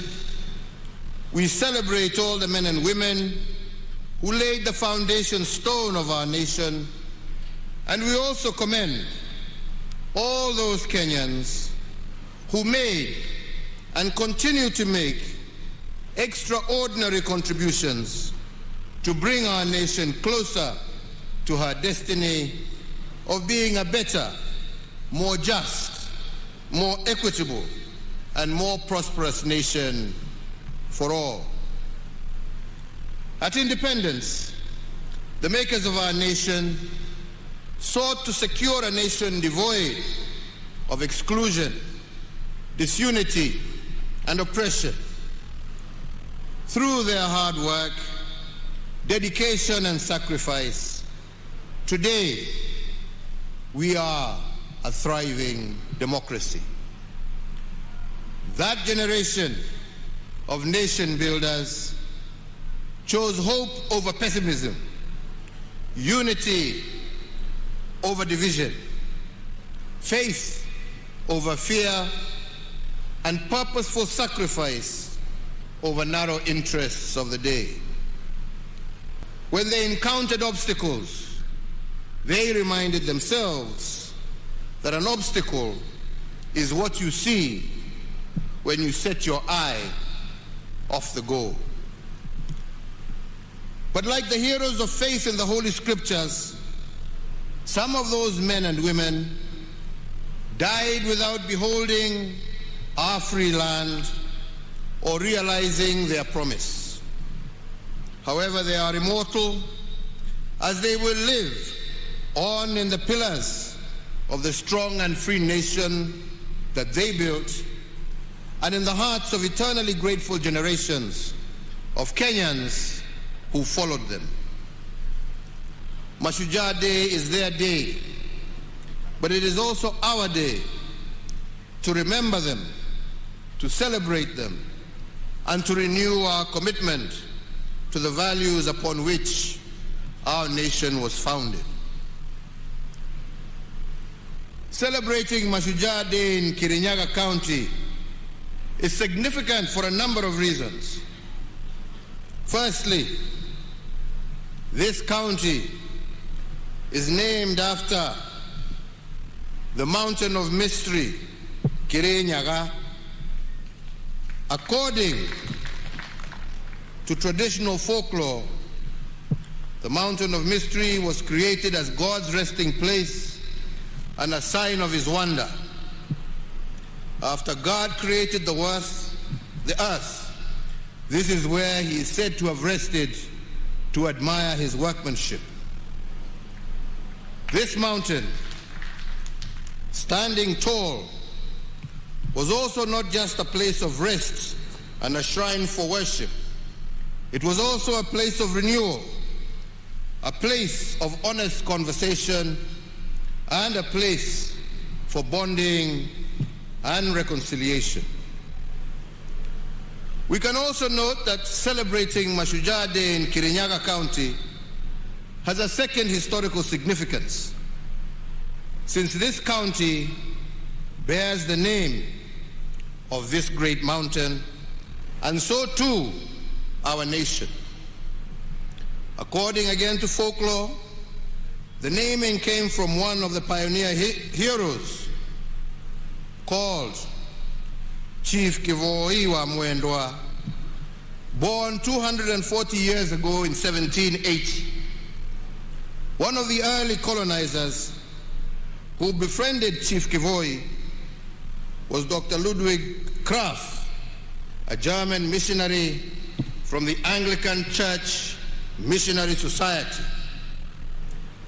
And on December 3rd of 1849, Chief Kivoi brought Dr. Krapf to Kirinyaga to behold this mountain of mystery. And when asked through an interpreter what the name of the mountain was, Chief Kivoi told the white fellow that the name of the mountain was Kenya. According to folklore, he pronounced it in a Kamba accent, but what the colonizer heard was Kenya, and from this conversation, the name of our nation, Kenya, was born 200 years ago. Kirinyaga County is therefore at the heart of a very rich heritage as a nation. The development of the then Kirinyaga district, created out of the western part of Embu district in 1963, has closely mirrored that of the wider country, culminating with the advent of devolution. The 20th of October is a significant date in our history because in 1952, this was the day that a state of emergency was declared on our land by the colonizers, and hundreds of our founding fathers were arrested. But when our founding fathers, led by the likes of Mzee Jomo Kenyatta, Jaramogi Oginga Odinga, Paul Ngei, Masinde Muliro, amongst others, overcame the darkness of the emergency period, a new order emerged. They had a three-point agenda that resonates to date. They declared war on ignorance, poverty, and disease. And today that war is still on. It is a war we have inherited, and a war that shall also bestow on future generations. The commitment, as declared by our forefathers, is a sacred obligation today, and it is so from one generation to the next. Mzee Jomo Kenyatta, representing the founding fathers, had this to say on the task at hand. And he said, and I quote, that our children will learn about the heroes of the past, but our task is to make ourselves the architects of the future. This is a challenge he posed not only to his generation, but to all Kenyan generations to come. Each generation must not focus only on past heroism, but it must also continuously strive to be the architects of their own brighter future. For us to become architects of the future, we must begin by protecting what was left behind to us by the heroes who liberated this country, and in particular, we were charged with a great responsibility of taking care of our territorial integrity. Since the dawn of our republic, on many occasions, we have experienced territorial aggressions to the sanctity of our borders. Some have been driven from within and others from without. But the message of our founding fathers to these aggressors was simple: not an inch less, not an inch more. And this is the message that must reverberate across the collective quarters that are bent on annexing any part of the territory known as the Republic of Kenya. The resolve of our founding fathers rings as true today as it did then. Not an inch less, not an inch more. And we as Kenyans say this because we are a nation content with our country's bounty and also content with the splendor within our borders. So, fellow Kenyans, the transformation of our security sector has without doubt been one of the most significant endeavors of my administration. We continue to add new arrows in the quiver of our national security by retooling the resources and capacity of our security agencies. This visible transformation of our security organs has been done in honor of their national duty of defending our sovereignty, maintaining our territorial integrity, securing our borders, and preserving our cherished freedoms and our way of life. As an affirmation of this, today, Kenya's police to population ratio is at its highest level in our history and is higher than the UN prescribed standard. Similarly, in the last 8 years, we have undertaken the most consequential and expansive modernization of our military in our nation's history. We continue to tool and to retool our security resources to the highest standards in order to keep our people safe and secure and to preserve our territorial integrity in a just, fair, democratic, and safe country for all. But aside to this, we have also invested in the welfare of those charged with our security personnel, which include a review of their remuneration, benefits, and other allowances, upgrading of housing, provision of insurance, and increasing the capacity of the health facilities used by our security personnel.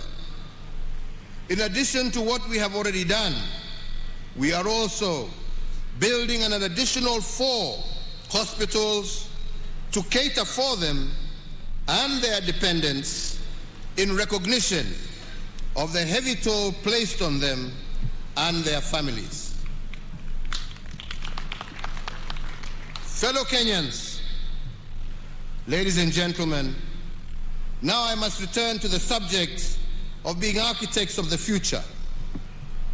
When our founding fathers charged us with this task, what they told us is that the future is not a destination out there waiting for us.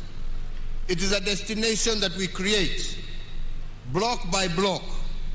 It is like an open book that you write, page by page, moment by moment.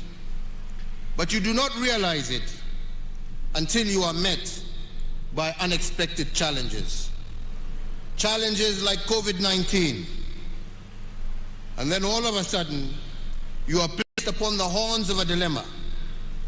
You can either choose to see obstacles in every opportunity or opportunity in every obstacle. This, fellow Kenyans, is the foundation of any successful nation state. It is about choices. Yet, it is in moments like this that the true character of a nation and a people is revealed. I am proud to say that with the COVID-19 crisis, our state of mind as a government has been one of finding opportunities in every problem occasioned by COVID. Instead of focusing on what is, we have focused on what could be. And this optimism by government, coupled with a basket of stimulus instruments, is what has thrust our economy into rapid recovery, while the global economy, we all know, contracted by an average of 3.6% last year.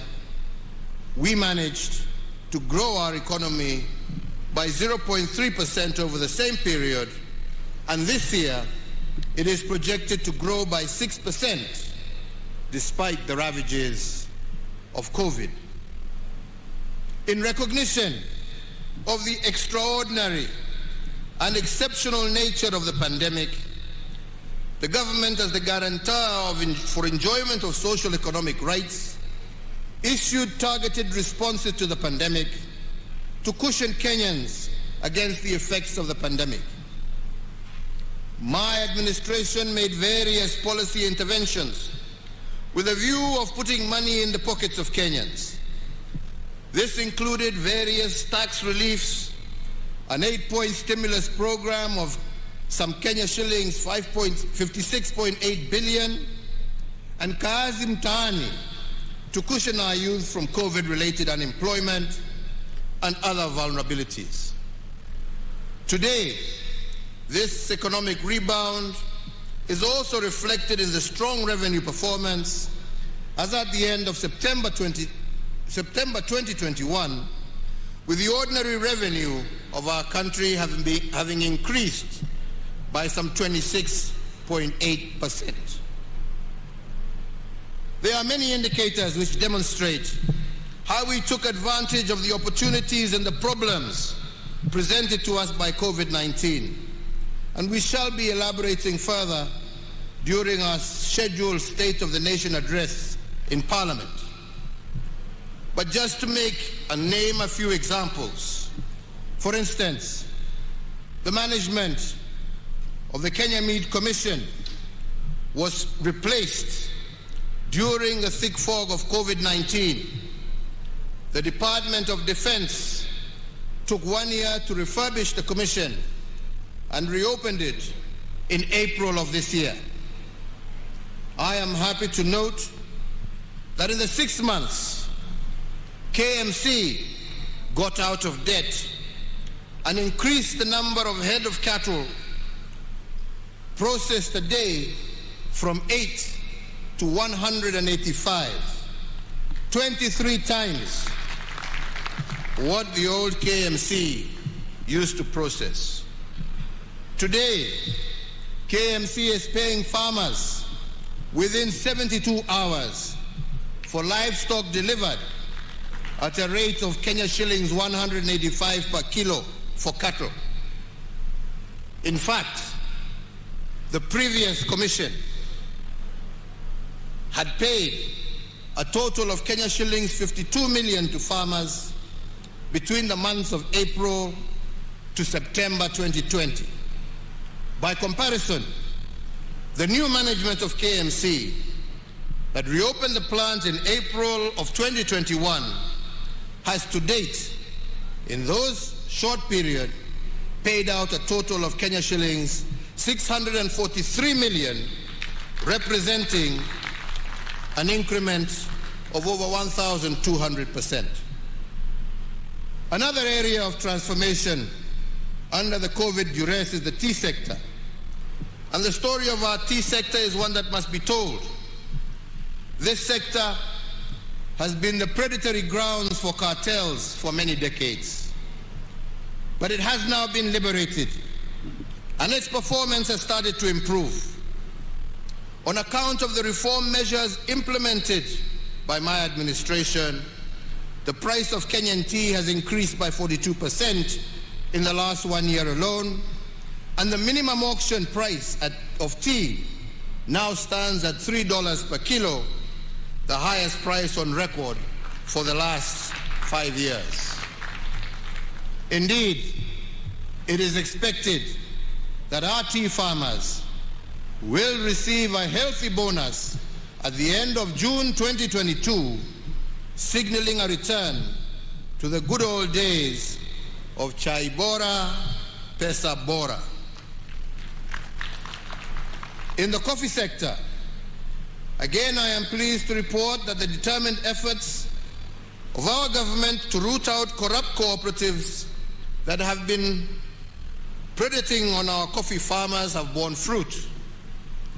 The revitalization of the new KPCU by government has brought healthy competition into the coffee milling activities.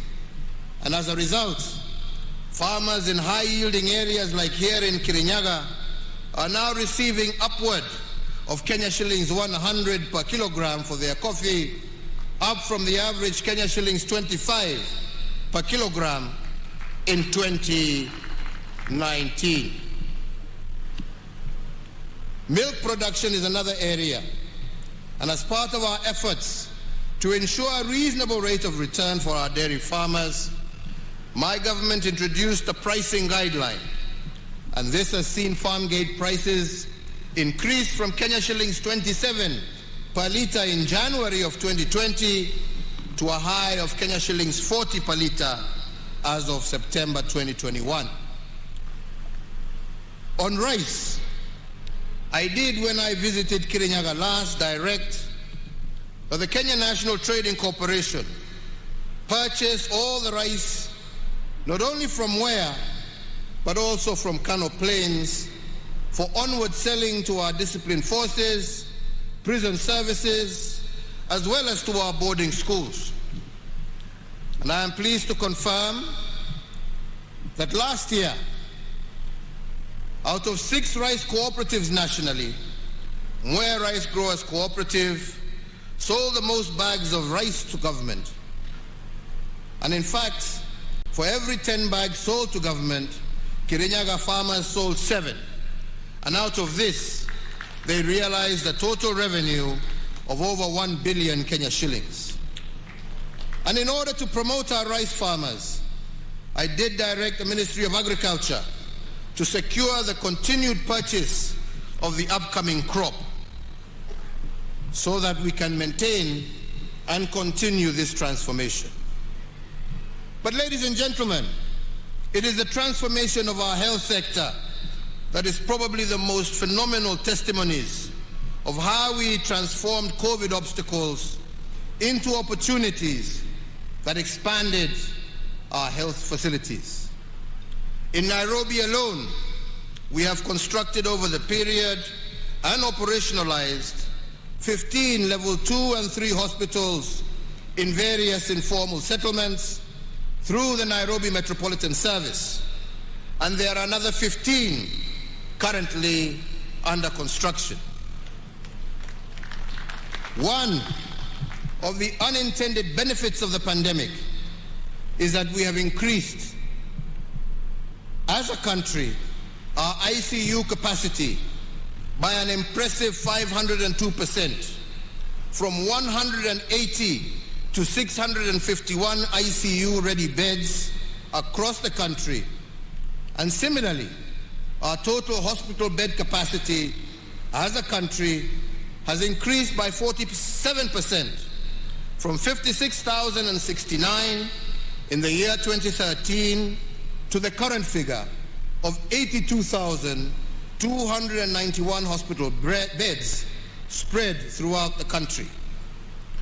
During the COVID-19 pandemic, we have improved our oxygen generation capacity in all our public health facilities from 3 million liters per day in March of 2020 to 32 million liters per day in October of 2021.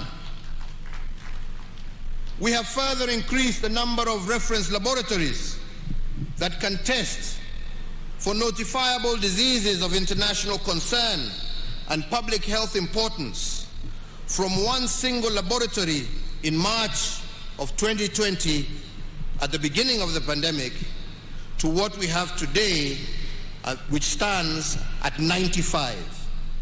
Fellow Kenyans, I just wish to remind you that at the beginning of the pandemic last year, we used to ship our samples for testing in South Africa, and the result turnaround time would be anything up to 5 days onwards. Today, we have our own capacity. These strategic diagnostic investments have strengthened the country's healthcare system, especially in response to the COVID-19 pandemic, and will propel us faster towards the attainment of universal health coverage and fortify our country's preparedness for future global health security challenges. The health workforce is a key pillar of every healthcare system, yet many times it turns out to be the weakest link, typically seen as a cost driver instead of an area for public and private investment in health service provision. In a bid to bridge the gap in human resources for health, the government has progressively recruited an additional 36,900 healthcare workers in the last 9 years bringing total public health workforce to what it is today, 75,000 health workers. The mid-level healthcare worker plays a critical part and role in the health service delivery throughout all levels of care, specifically at the primary care level. And to this extent, we have expanded the capacity of our medical training colleges to train this critical mass of health experts from 28 KMTC campuses in 2013 to the current 71 campuses spread across 44 of our 47 counties. My administration has also put in place a comprehensive nationwide program to upgrade selected hospitals in all the 47 counties through provision of specialized, modern, state-of-the-art medical, diagnostic, and critical care equipment. Through the Managed Equipment Services project, whose objective was to improve access to quality specialized healthcare services throughout our country. Under this project, we have identified and equipped 115 hospitals with various theater equipment, 101 hospitals with various radiological and imaging equipment, 14 facilities with ICU equipment, and 54 facilities installed and commissioned renal equipment for dialysis. Through this massive investment, 628,000 people have benefited from theater services. 587,000 people have benefited from dialysis out of the 577 dialysis machines installed, and 23,574 people have benefited from ICU services, and over 5.7 million Kenyans have been served using the 22 MRI machines, the 214 X-ray machines, the 83 CT scanners, and the 229 ultrasound equipment that we have installed in various hospitals. All these some investments have so far benefited over 6 million patients and saved our country an equivalent of 131 billion shillings.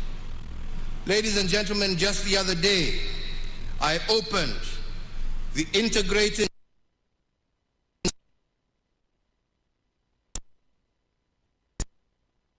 is not just a first for Kenya, but for our entire sub-region.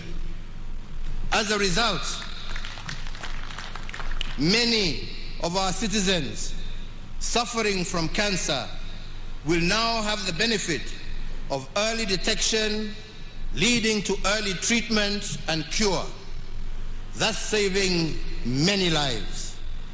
This, in addition to the millions of shillings that families who would have been forced to travel abroad seeking treatment for their loved ones will now save. 3 other areas have thrived despite the COVID dispensation. The first one is our robust infrastructure development.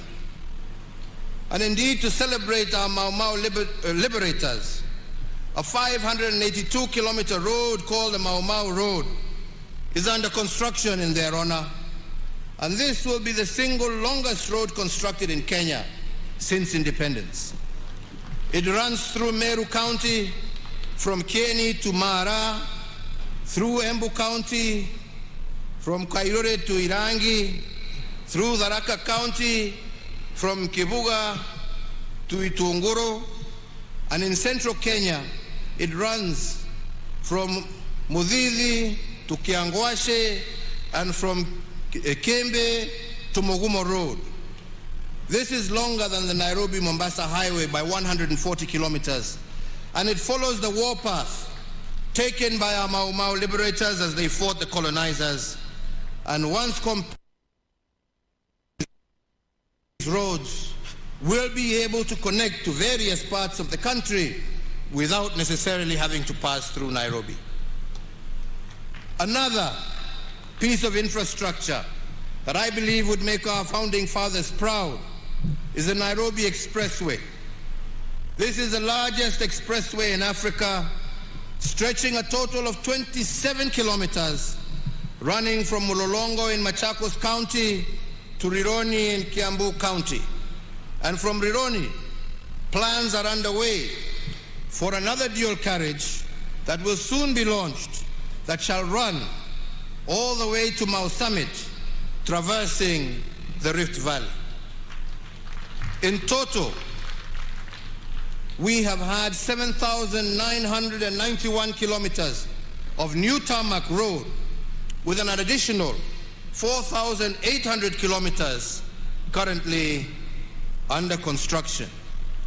The major flagship road projects include the Isiolo Mandera Road, Garissa Nuno Mudogashi Wajir Road, Lokicha, Lodwa, Lokitang, Nakadok Road, the dueling of the Kenol Sagana Marua Road, the expansion of the Mombasa Mariakani Road, the Garsen Witu Lamu Road, the expansion of Makupa Bridge and approach roads, the expansion of the Athi River Machakos Turnoff Road, the Ahero Kisii Sibania Road, the Kibwezi Mtomo Kitui Road, and the reconstruction of the Kitale Kapenguria Lodwa Nakadok Road to the border with South Sudan, to name but a few.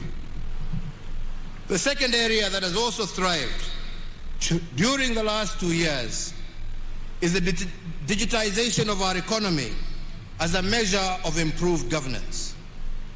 In keeping with being architects of their own future, young people drawn from all over the Republic are the driving force behind seminal programs that will revolutionize the way we conduct business in our country. This is a project that has been dearest to my heart, especially in being blessed with the opportunity of engaging and working and seeing the potential of our young men and women when given an opportunity. I will elaborate on this on another occasion, but today permit me to focus primarily on the land sector. For 125 years, our land registry was manually managed and very messy. In fact, some of this mess was deliberate, engineered to facilitate land theft and corruption.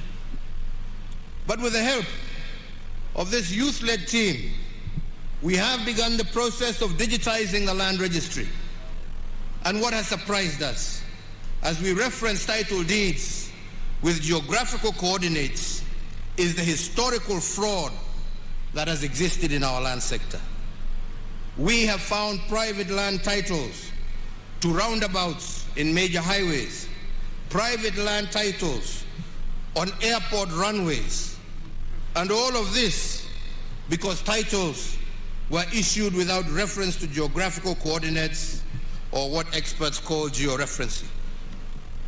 To stop land fraud, therefore, we are now in the process of cleaning all title deeds to ensure they have a corresponding geographical coordinate, and this will help stamp out the fake title deeds and restore the sanctity of the title deed as envisioned by our founding fathers. The major advantage in digitizing our land registry under the system now known as Ardhi Sasa is that where it took you a minimum of 6 months to do a single land transaction, this has now been reduced to 48 hours or 2 days in the registries that we have digitized. Where once it took 1 and sometimes 3 months to obtain an official land search, the Ardhi Sasa system will give you a land search result in 3 to 5 minutes. And now, with digitization, we have the platform to ensure that every inch of Kenya is mapped and all areas eligible for allocation and issuance of titles have an accurate, secure, and fraud-free system of issuance. It is my belief that after digitization, issues of land titling will be sorted out once and for all. And I say so because my administration has already issued 5.3 million titles under the manual registry in only 8 years. That is equivalent to the number of title deeds issued by the colonizers and the first 3 administrations combined in a total of 125 years. So I believe that if we have achieved 5.3 million titles in 8 years under an archaic system, how much more will we be able to achieve once the national system is completely digitized? Added to this, we have taken the independence era dream of decent, affordable shelter and used policy instruments and incentives to make it a reality. One such intervention is that anyone registered as a pensioner can withdraw up to 40% of their pension and use it to get a housing mortgage. Additionally, we have exempted first-time mortgage holders from payment on stamp duty, and in addition to a range of incentives for developers who build units under the Affordable Housing Program. Further, and on digitizing our economy, in April of 2013, during my first few months as president, I directed the National Treasury to conduct a detailed survey of all chargeable government services to ascertain how many of these services were paid through digital means. The survey found that over a third of all payments to government were cash-based, presenting a high opportunity for leakage and abuse of the system. In one case, 60% of revenues were spent on making collections. By launching the e-Citizen platform in August of 2014, 350 government services have now been migrated to the e-Citizen platform. And in the 7 years since its inception, the e-Citizen has served a total of 27.2 million unique customers and collected over Kenya shillings 87.1 billion in revenues. Fellow Kenyans, our forefathers' quest for a just and fair nation for all will only be truly realized when we have every single service delivered through a transparent and accountable channel. Therefore, digitization is an important part of our endeavor to improve delivery of government services. Digitization aims to eliminate the duplication of efforts in data collection, processing, storage, and production of identification documents, which has been a feature of government operations since the dawn of our republic. Our policy interventions will also enhance the security of the current ID card through the implementation of a microchip electronic identity card that mitigates against emerging security threats such as identity theft, fraud in financial transactions, and the creation of false identities that are utilized in terrorism and other major crimes. This improved identity card will also be used as a secure travel document within the East African region.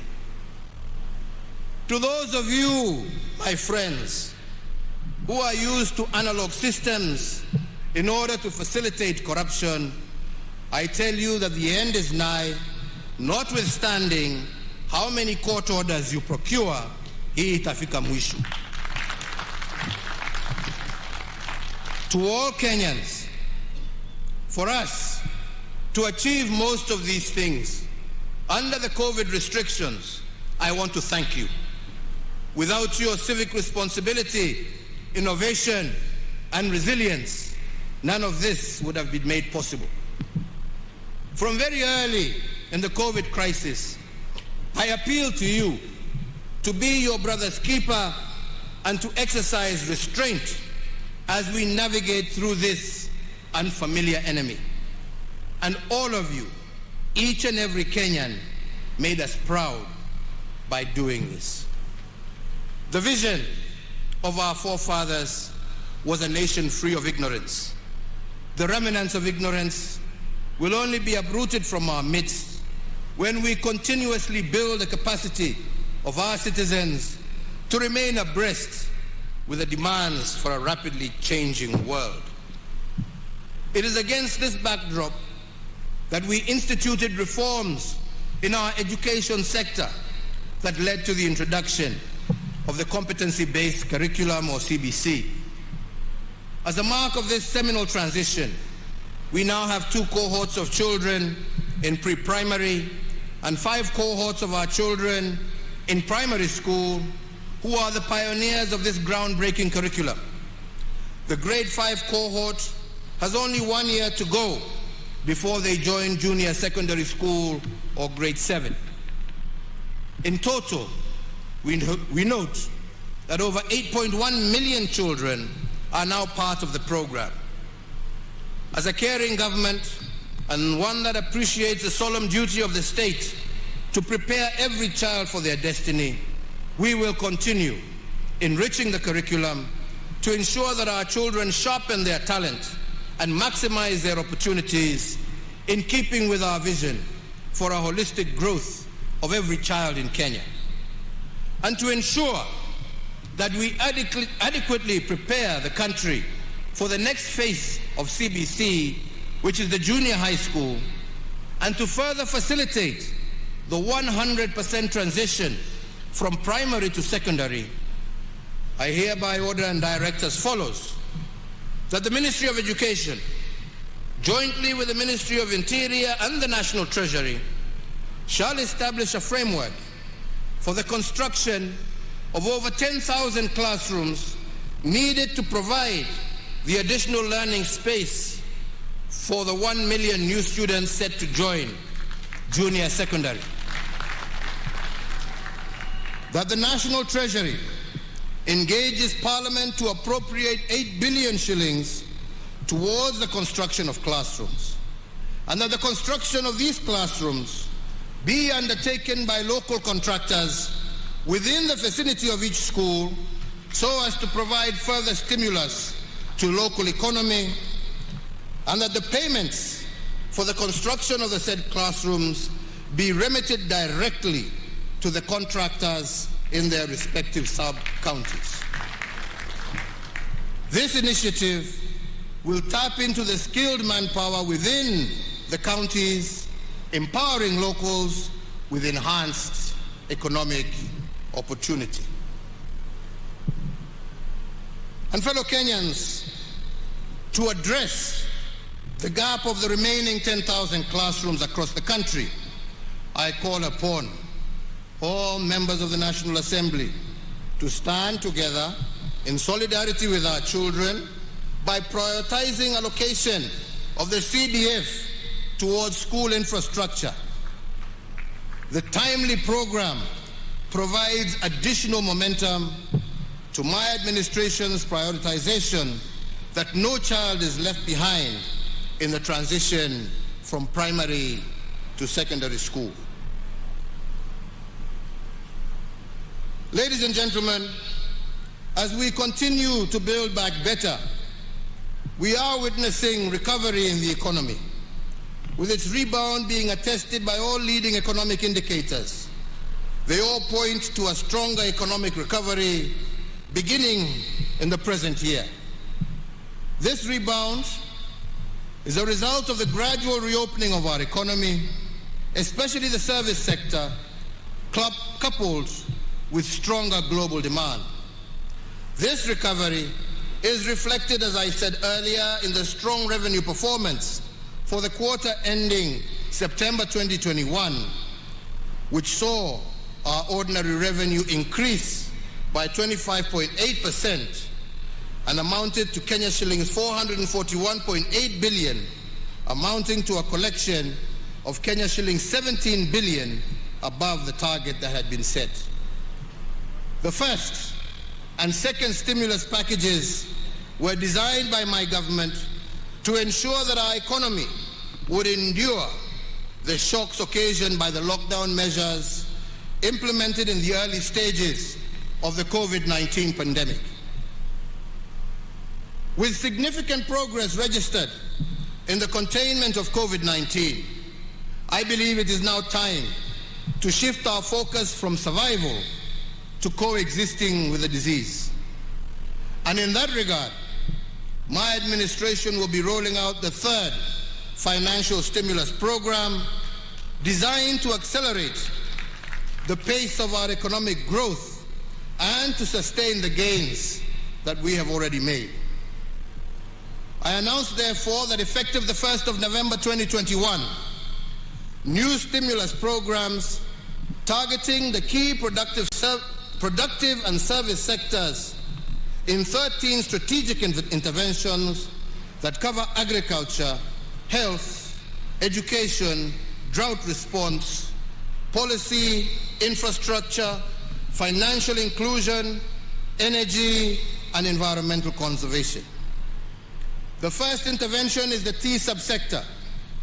To safeguard the gains made by the tea subsector, the National Treasury will allocate 1 billion shillings to support the fertilizer subsidy for our small-scale tea farmers. The second intervention is in the sugar subsector.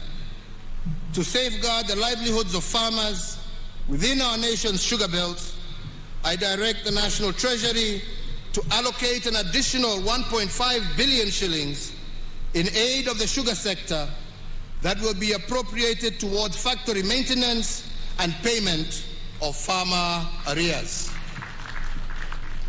The third intervention is the coffee subsector. In acknowledgement of the pace of the ongoing reforms in the subsector, the National Treasury to allocate 1 billion shillings to the Ministry of Agriculture to be appropriated towards the completion of the ongoing interventions in the coffee subsector. The fourth intervention is the livestock sector. Noting the effects of the ongoing drought situation, the National Treasury to allocate 1.5 billion to support the communities affected by the ongoing drought, especially in our ASAL counties, as part of our national livestock offtake program. The fifth, also applying to the livestock sector, and in order to secure a reduction in the prices of animal feeds, I direct the Cabinet Secretary for Agriculture, jointly with the National Treasury, to issue within 7 days a framework that will facilitate the reduction of the cost of animal and chicken feeds. The sixth intervention is in education. As I have said earlier, and noting the success of our administration's policy on 100% transition from primary to secondary education, Kenya shillings 8 billion to the Ministry of Education for the CBC Infrastructure Expansion Program. The seventh intervention is in health, and to ensure access to medical coverage across our nation, and as part of our Universal Health Coverage Program, the Ministry of Health will move with speed to establish an additional 50 new level 3 hospitals to be situated in non-covered areas and densely populated areas across our nation. And I further direct the National Treasury to allocate a sum of 3.2 billion shillings for the immediate construction of these medical facilities, again using local contractors so that the effect is also felt on the ground uko mashinani. Is the National Sanitation Program. We started this program to harness the energy of our young people and to give them a buffer against COVID-related unemployment. Noting the success of Kazi Mtaani program and its effect in enhancing opportunities for youth across the country, we direct the National Treasury to allocate Kenya shillings 10 billion for the third phase of Kaazi Mtaani to be rolled out in all counties, with priority being given to densely populated areas. The above measures should inject an additional 25 billion shillings into our economy. These new initiatives complement ongoing state interventions that are expected to sustain the momentum of recovery within the year's growth rate projected to be at 6%. The ninth intervention is on energy and petroleum. Being fully aware of the positive strides being made in our economic recovery, the gain stands the risk of being eroded by high energy prices. And to address the plight of our people, I do direct that the Ministry of Petroleum and Mining, jointly with the National Treasury, to develop by the 24th of December a framework for stabilization of petroleum prices so as to cushion Kenyans against the turbulence caused by the current volatility in fuel prices, and that B, the Ministry of Energy shall secure the full implementation of the report of the Presidential Task Force on review of power purchase agreements that establishes a pathway for the reduction of electricity prices by 30% by or before the 24th of December this year. I look forward to Kenyans being relieved of the burden of high tariffs by Christmas Day. The 10th intervention is in the banking sector. The transformation of our economy and the emergence of our nation as a financial hub is as a result of the efficiency secured by technology. The gains we have made in digitization of our financial processes and transactions have made it possible for us to better track and trace illicit flows of money. In view of these, we remain committed to the anti-money laundering and the combating of financing of terrorism CFT frameworks stipulated by the Proceeds of Crime and Anti-Money Laundering Act, POCALMA. These include the requirement for financial institutions to report cash transactions above US dollars 10,000. However, it should also be recognized that the implementation of the framework by banks has been onerous for micro, small, and medium enterprises, and cash still remains an important payment channel for MSMEs, representing 80% of all their financial transactions. Therefore, accordingly, the implementation of the cash transaction requirement by banks has not been facilitative of the operations of MSMEs, and to some extent has inhibited their growth. And in this regard, I further order the National Treasury, after consultation with other stakeholders, to immediately cause the upward revision of the cash transaction reporting threshold from the current mark of 1 million shillings, applicable to both withdrawals and deposits by customers. The financial institutions, however, will retain their reporting obligations to the Financial Reporting Center. The 11th intervention is to access to credit. Over the last decade, we have developed a robust credit information sharing mechanism for the banking sector, which enables Kenyans develop a credit history to enable them access to cheaper credit. This is an important pillar for pricing of loans.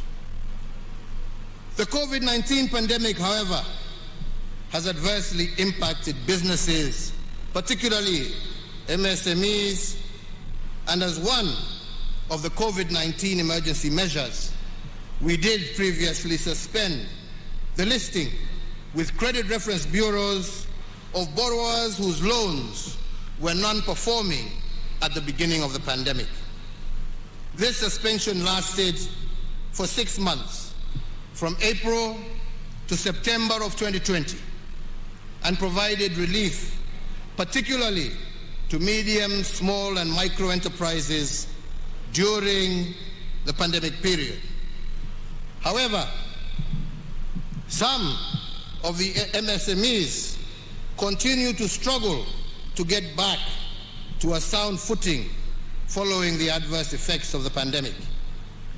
So in that regard, and to further augment the interventions that we are making to give micro, small, and medium enterprises reprieve, I further order the National Treasury, in consultation with stakeholders, to secure the following additional measures to provide further space for recovery of micro, small, and medium enterprises. That the relevant authorities will, for loans less than 5 million, effect a moratorium of listings in CRBs for a period of 12 months to the end of September 2022. And further, borrowers with loans below 5 million and below listed on the CRB from October 2020 to date will not have that listing incorporated in their credit reports for the next 12 months ending September 2022. In addition to foregoing measures and to accelerate our economic recovery, I also urge all banks and financial institutions to accommodate customers who seek to restructure their banking facilities. The 12th intervention is digital financial services. In recognition of the importance of digital financing services, especially to the small-scale traders and the household at large, I do direct the National Treasury to engage all digital payment providers with an aim of deepening and expanding the use of the digital payment channels so that people can save more on their wallets and use them more. The 13th intervention is in the area of vaccine production. If there is anything that we have learned, not only as Kenyans but as Africans, from the COVID-19 pandemic, is the essence of self-reliance. As the first step towards this goal, we as a government have established a company to facilitate this venture in the name of Kenya Biovacs Limited, and therefore the Ministry of Health should operationalize this company to build a form and fill and eventually manufacture vaccines in our country by Easter of next year.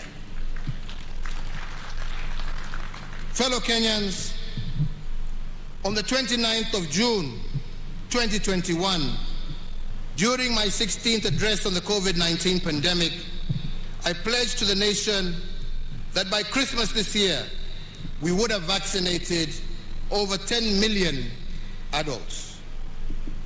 Today, I am pleased to confirm to the nation that we are on course to realize this target. As of today, we have vaccinated 5 million adults. Owing to the compliance with the health protocols and guidelines on COVID-19, I have further noted with much appreciation that surge of infections has declined over the last 2 weeks, as characterized by the positivity rate of below 5% that has been registered over this period.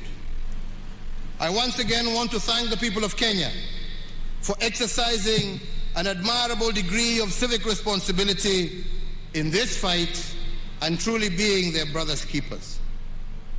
It is, however, important for all of us to appreciate that we are not yet out of the woods, and we must therefore continue to observe the containment measures as directed by the Ministry of Health, as this is the only way to sustain the gains we are making and guarantee the full reopening of our economy. I want to, at this juncture, particularly thank our Interfaith Council for their cooperation in steering the resumption of in-person and congregational worship, and indeed all our health workers and security officers for their commitment to duty during this particularly difficult time. So, fellow Kenyans, the National Emergency Response Committee on COVID-19 and the National Security Council have continued to monitor the evolution of the disease situation within our borders. And therefore, given the progress in containing this disease, the committee, jointly with the Council, has recommended a review of the existing containment measures. Accordingly, the number of persons gathering for in-person worship is now reviewed upwards from 1/3 of the congregants to 2/3, provided they adhere to all the health protocols. In the same regard, and by the authority vested in me as President, I hereby order and direct that the nationwide dusk to dawn curfew that has been in effect from the 27th of March 2020 be and is hereby vacated with immediate effect. Asante sana, God bless you and God bless Kenya. Asanteni sana. Basi kwa heshima naomba sote tusimame kwa ajili ya wimbo wa taifa. Ninaomba kwa heshima sote tusimame tafadhali kwa ajili ya wimbo wa taifa. Wacha malize ndio. Wacha malize ndio.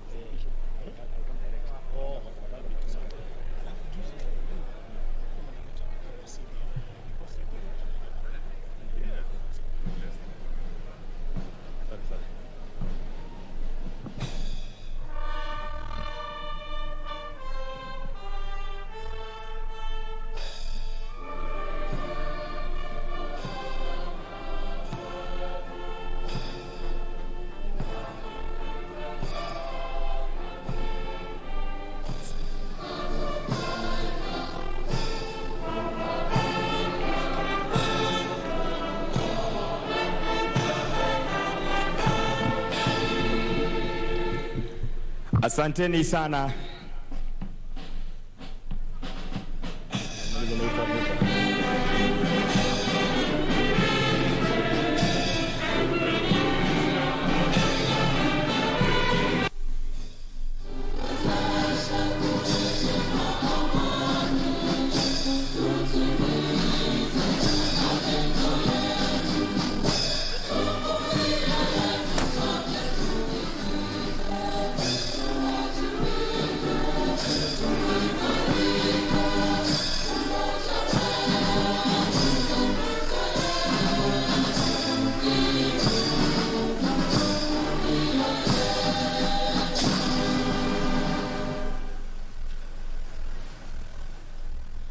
Baada ya hotuba ya Mheshimiwa Rais, nitaomba tuwe watulivu ili tuweze kutangaziwa itifaki ya kuondoka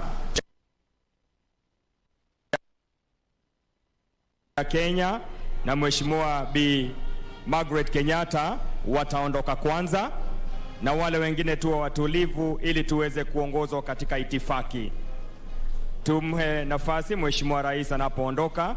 Wale wengine wote tutatulia hadi tupewe itifaki ya kuondoka, the exit protocol. Anaondoka sasa Mheshimiwa Uhuru Kenyatta na Mheshimiwa Bi Margaret Kenyatta. Wale wengine tuwe watulivu tafadhali. Tutulie ili tuweze kuongozwa.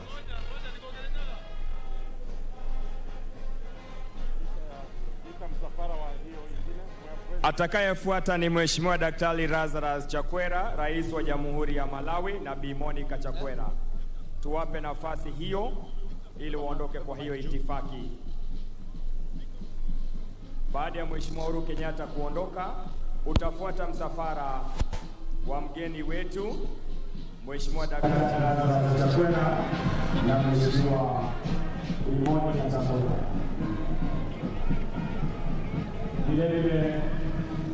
Kilele cha maadhimisho ya Mashujaa, Rais Uhuru Kenyatta akitoa curfew ambayo imewekwa iliwekwa na serikali kutoka wakati ambapo corona ilipoanza, na hivi sasa ni rasmi kwamba hamna curfew tena.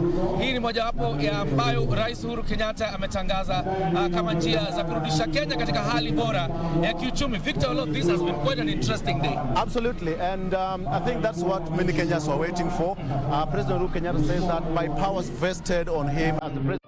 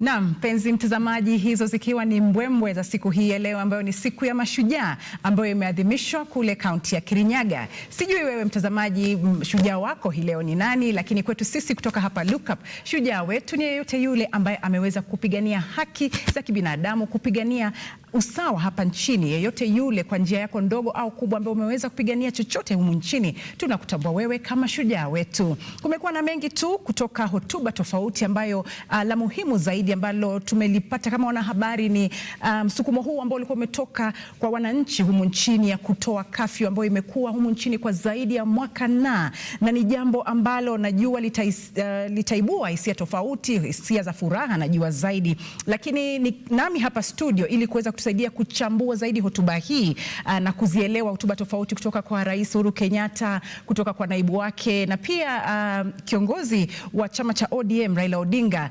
Ninaye mweledi wa mambo ya kisiasa ambaye anajulikana kama Herman Manyora. Najua sio mgeni kwa wengi wenu, na pia ninaye mwenzangu mwanahabari mwenzangu Lamek Aungo. Ninao wote hapa studio. Karibu sana Herman Manyora na Lamek Aungo ili muweze kutusaidia kuchambua, tuweze kujadiliana na kujua ni nini haswa kiuchumi kafyu hii ilipoondolewa. Karibu sana. Asante. Nashukuru sana Sali kwa sababu ya utangulizi mzuri. Tumeona siku ya leo kwamba ile kafyu imeweza kuondolewa na Rais Uhuru Kenyatta. Je, afueni kwa Wakenya na faida yake kwa Wakenya ni ipi tunapoiangazia hii kafyu inapoondolewa? Unajua hii kafyu kila mtu alikuwa amefika mahali akasema iondolewe. Kwanza imekuwa ikikera Wakenya kwamba wao wanakaziwa kufanya mambo yao madogo, lakini wanasiasa wanakiuka na kuwa na mikutano mikubwa tu. Sasa raia unajiuliza, sasa hii namna gani? Sisi mimi natafuta posho tu, lakini hawa wanatafuta ukubwa na lakini pia wataalamu walikuwa wamesema kwamba hili ni jambo linawekwa sio kwa sababu kuna mtu anataka. Tunaweka hili ili kuchunga maisha. Na wanasema kwamba ikiwa hali ya maambukizi itateremka chini, ile almaarufu kama positivity rate chini ya 5 kwa majuma mawili, hamna haja. Kwa hivyo kumekuwa na sindikizi za raia na pia sababu za kiutaalamu kwamba haikuwa na nia tena kuendelea na ile kafyu. Nchi imetoka katika sehemu ambayo tumekumbwa na janga la corona, na hatuwezi kusema kwamba hakika tumetoka kabisa kutoka janga la corona, kwa sababu tumeona mambo mengi tu katika masuala ya corona hapa nchini. Na tunapoingia katika uchaguzi mkuu, je, uone kwamba mikutano hii ambayo tukaendelea kushuhudia tena huende ikachangia katika tena kule kuenea kwa maambukizi ya corona, ikizingatiwa kwamba mwaka uliopita ni mwaka huu wakati kulikuwa na sherehe zile katika sehemu ya Kisumu. Baada ya kutoka baada ya ile sherehe tuliona kwamba ile positivity rate ilianza kupanda kwa sababu ya mikutano ambayo ilikuwepo. Wataalamu wakasema kwamba ni hiyo mikutano. Je, katika mikutano ambayo tunaenda kuona katika uchaguzi mkuu unaokuja, huoni kwamba huenda kukachangia pakubwa katika kuenea? Hiyo ni tishio kwa sababu tunaingia katika msimu wa wazimu msimu wa siasa ni msimu wa season of madness in this country. Kwa hivyo msimu huu kila mtu unajua sasa imefunguka kuanzia MCA mpaka nani kwenye matanga, wanasiasa wanajaa. Itakuwa kidogo ni hatari, manake janga hili si geni katika historia ya binadamu. Takriban miaka karibu sijui ni 100 au 1920 miaka 100 iliyopita kulikuwa na ile Spanish flu. Na ukiangalia ilivyoenda ni vile tu hii inaenda, kwamba kuna wakati ambapo tumetoa tahadhari, tumewachilia kila kitu, tumetupa. Sasa vijana leo ukiingia katika sehemu za burudani leo unaona maajabu. Kwanza leo ni siku ya likizo. Watu fulani wameanza kupata mishahara hivi pia leo ni tarehe kama 20. Kuna vitu kutakuwa na maajabu. Sasa wakati mmeondoa tahadhari, historia inatufundisha kwamba ndio wakati hiki kitu urudi sana. Lakini tunaomba Mungu isiwe ni hivyo. Naam, na labda pia kwa sababu kwenye mitandao ya kijamii tumeona kuna watu ambao wanasema labda hii ni kama mbinu ambayo wanasiasa wanataka kutumia tu ili waweze kupiga siasa zao, na labda baada ya kupiga hizo siasa, labda baada ya uchaguzi mkuu ujao tena tutarudi kama mwenzangu alivyokuwa anasema, turudi pale pale. Kwa hiyo utakuwa ni kama mchezo wa paka na panya, labda sijui ni kwa manufaa yao wenyewe wamefungua nchi, au ni kweli ya kwamba hii positivity rate kweli ipo chini? Iko chini kulingana na vile tunaona, lakini unajua kwamba katika maeneo haya ya ulimwengu, katika Afrika, Kenya ikiwemo, ile kupimwa, testing is so low that uwezi tumia hii matokeo ukasema tuko sawa. Lakini katika mataifa ambayo testing iko significant, yani watu wengi wanakaguliwa kuangaliwa kama wana corona wengi, sisi tunaangalia 2000 3000 tunasema tumechunguza. Hatuwezi kutumia kigezo hicho sana, lakini ndio kiko, kwa hivyo tutakitumia. Lakini kuna sababu ya tahadhari. Kuna sababu ya tahadhari. Manake kutoa kafyu si kumaanisha kila kitu sasa imefunguliwa. Kuna mambo mengine kama ile tahadhari ya kuvaa ile maski, kuna kunawa mikono, kuna kutokujumuika necessarily. Kama huna sababu ya kwenda mahali watu wamejaa, kwa nini ujipeleke pale? Kwa hivyo haya yakiendelea kuzingatiwa, pamoja na kwamba kutakuwa na mikutano mingi sababu ya kisiasa, tuna imani kwamba Mungu atatukinga. Amina. Na sasa kunayo swala hili la tulikuwa Kirinyaga, na tunaona kwamba rais tangu nafikiri hapo awali amesema kwamba kutakuwa na sherehe tofauti katika kaunti tofauti. Na safari hii tumeona ambayo kaunti ya Kirinyaga imeweza kuwa na sherehe hii ya kuadhimisha siku ya Mashujaa. Sijui kwako wewe kama mchanganuzi wa siasa, labda kuna athari zipi kiuchumi katika hali hii ya kupeleka sherehe tofauti tofauti katika kaunti tofauti? Pia hatuwezi kuita ni athari, tunaweza kusema inaleta manufaa. Manake kama walivyokuwa Kakamega kwa mfano, nilitembea pale na nikaona shughuli za uchumi. Manake mahoteli, maduka ya kuuza vitu, vyakula.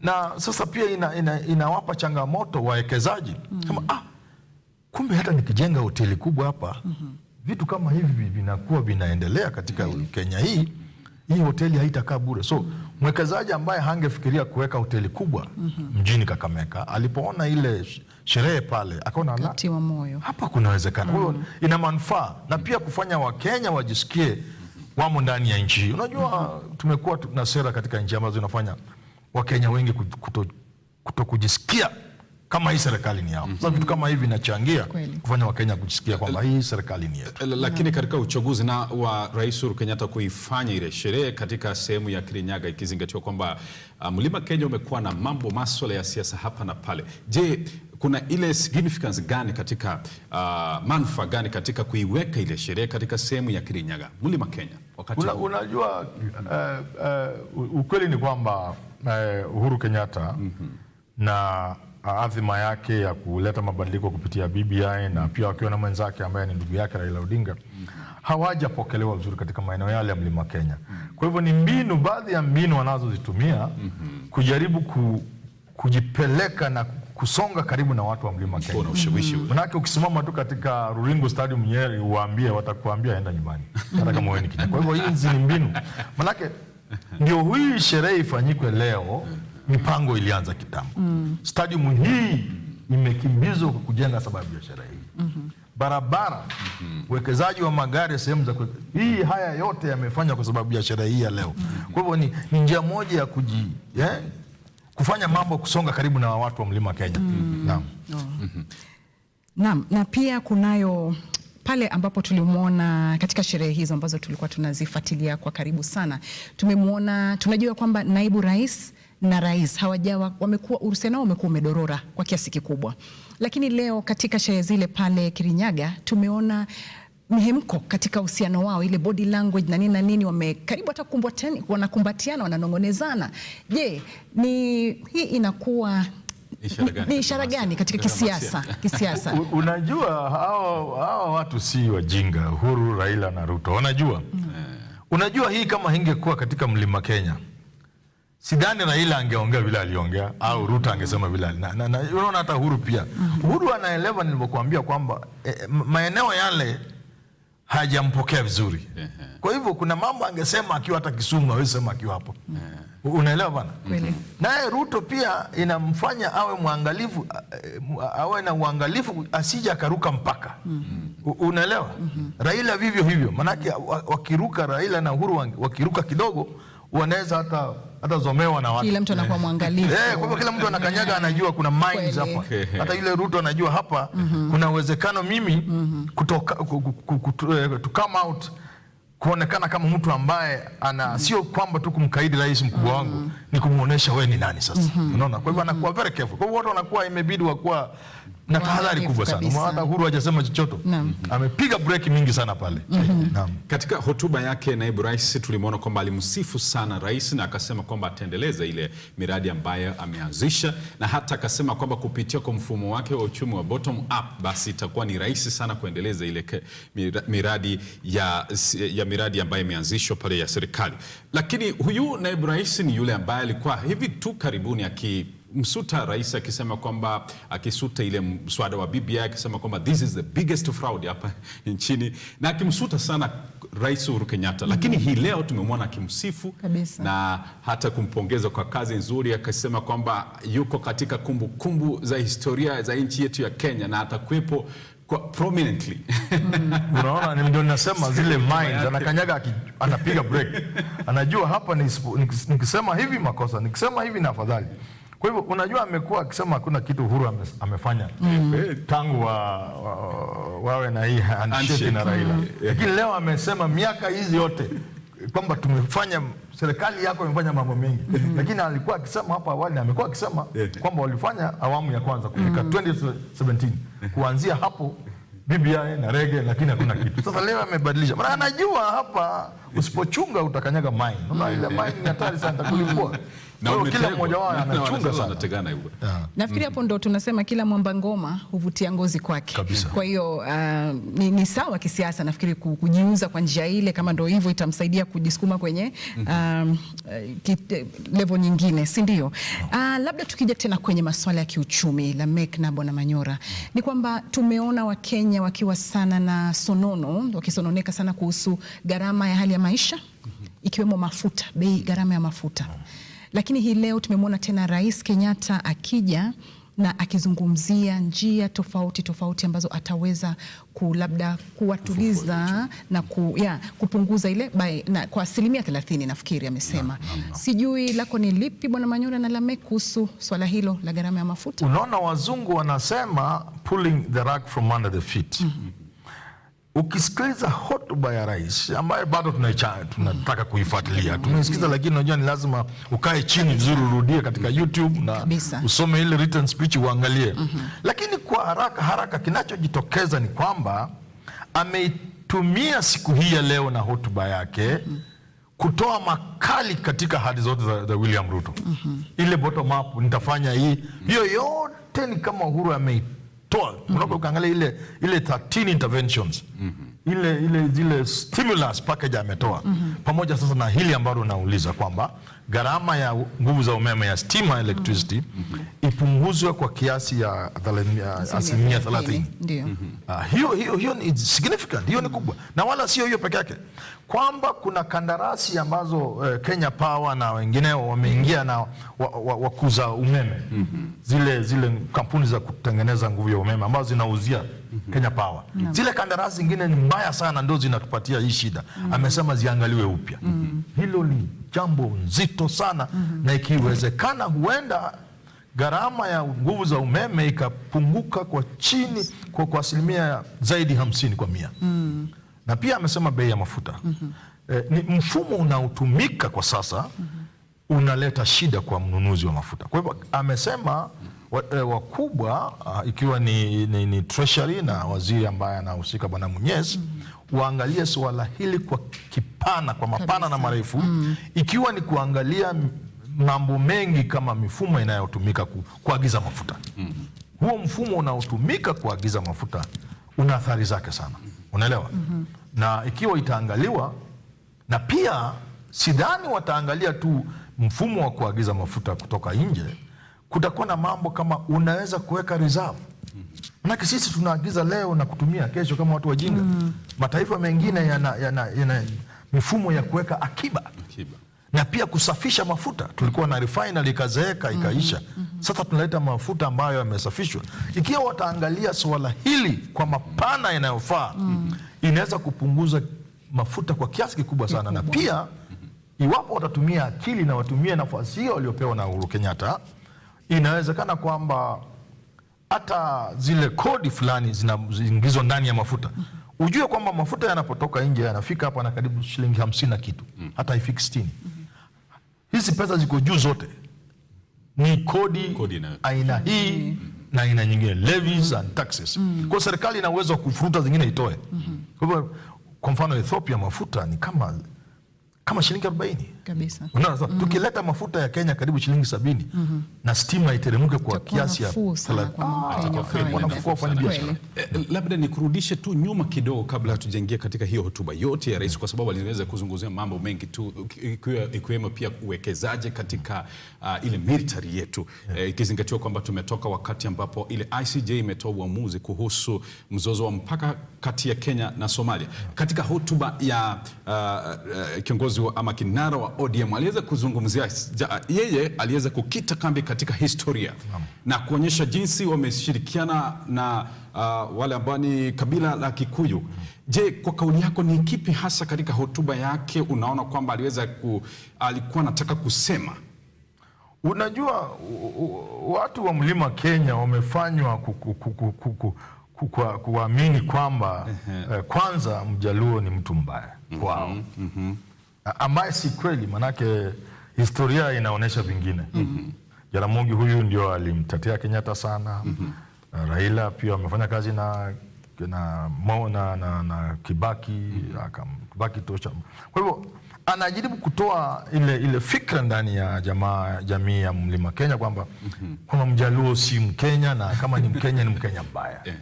Na pili, watu wamemfanya Raila kuonekana kama ni zimwi katika Mlima Kenya. Na anataka watu wafike mahali wafahamu si kweli, hiyo ni siasa tu. Manake Raila ni mtu ambaye kwa hakika anapendwa na watu. Hilo huwezi kulikana. Sasa kama wewe ni Uhuru na utaki Raila achaguliwe Mlima Kenya, si lazima utasema maneno kadhaa ambaye ni mabaya kwa Raila. So anajaribu kupanguza, na anapanguza akijua kwamba rating yake katika Mlima Kenya iko chini sana. Kwa hivyo anajaribu kutumia mbinu ya kutoa katika fikra za watu wa Mlima Kenya kwamba yeye ni mtu mbaya, ili wafike mahali waanze kumuona kama binadamu kama wao. Na huenda wakati ataanza kuwaomba kura, huenda wakampa kidogo, hawezi kumpa nyingi sana, kiasi tu. Katika utangulizi wake, hotuba yake, Rais Uhuru Kenyatta aliweza kuzungumzia sana ile military ya majeshi letu na uwekezaji katika vyombo na hata kubadilisha vile ambavyo viko pale na hata kupandisha ile equipment ambazo ziko pale na kuzifanya ziwe bora zaidi, hasa wakati huu ambapo tumepata uamuzi kuhusu mzozo wa mpaka wa Somalia na Kenya, ambapo ile ICJ ilikubaliana na ufafanuzi wa Somalia kuhusu mpaka huo. Na je, unaona ni kipi hasa ama anajaribu kusema, message gani hii ambayo anajaribu kutoa katika ulimwengu? Unajua jeshi letu ni jeshi la kisasa. Na ni lazima zana zetu za vita ziwe za kisasa na zinakuwa zikikuwa improved kila mara, zina vitu vikitokea vipya na sisi pia tunakuwa na hivyo. Marekani pia wanafanya hivyo. Uchina wanafanya, kila mtu anafanya hivyo. Lakini watu wanaangalia katika muktadha kwamba huenda tukawa na mzozo na tunaubishi na Somalia. Inaweza kuwa si ati anasema jeshi liwe tayari kupigana na Somalia. Labda tu ni kwamba uone niko usidhani kwamba hivi. Lakini mimi nasema huo ni upumbavu. Manake mimi naona sisi wa Afrika tuache upumbavu. Somalia na Kenya ni ndugu. Na kama kuna mizozo yoyote baina ya nchi hizi mbili kuhusu chochote kile, itakuwa ni kwa manufaa ya wageni. Na kama sisi tutaingia katika hali ya kuzozana, ni wageni watafanya tuzozane. Manake wao wanatafuta rasilimali za Afrika. Wanajua tukizozana na Somalia, basi zile samaki pale, tuna fish ambayo the biggest stock in the world, na ile gesi na mafuta, basi wao wanakuwa na field kama kule DRC Congo. Na nafikiri sisi tuchenuke, watu ambao tunaona mbele, tuwakataze viongozi wetu. Sidhani tunaweza kuboresha zana zetu za vita eti tupigane na Somalia. Huo utakuwa sisi. Hata sidhani wananchi wa Kenya wanaweza kumuunga mkono Uhuru Kenyatta kwamba aingie katika mzozo kijeshi na Somalia. Sidhani Kenyans can accept it in the 21st century. Sidhani. Hakuna mtu atakubali. Kweli kabisa. Na sasa labda ningependa pia ni turudi nyuma sio kimawazo, lakini kwa miaka. Nakumbuka manifesto Jubilee pale hapo awali walikuwa na manifesto walitoa baada ya siku 100, ambapo walisema watajenga stadium na viwanja na nini na nini. Lakini kabla ujibu swala hilo ambalo nataka kuuliza, ningependa kwanza mwelekezi wangu, hebu tuchezee hiyo clip ya manifesto hiyo akizungumzia mambo ya stadium tafadhali.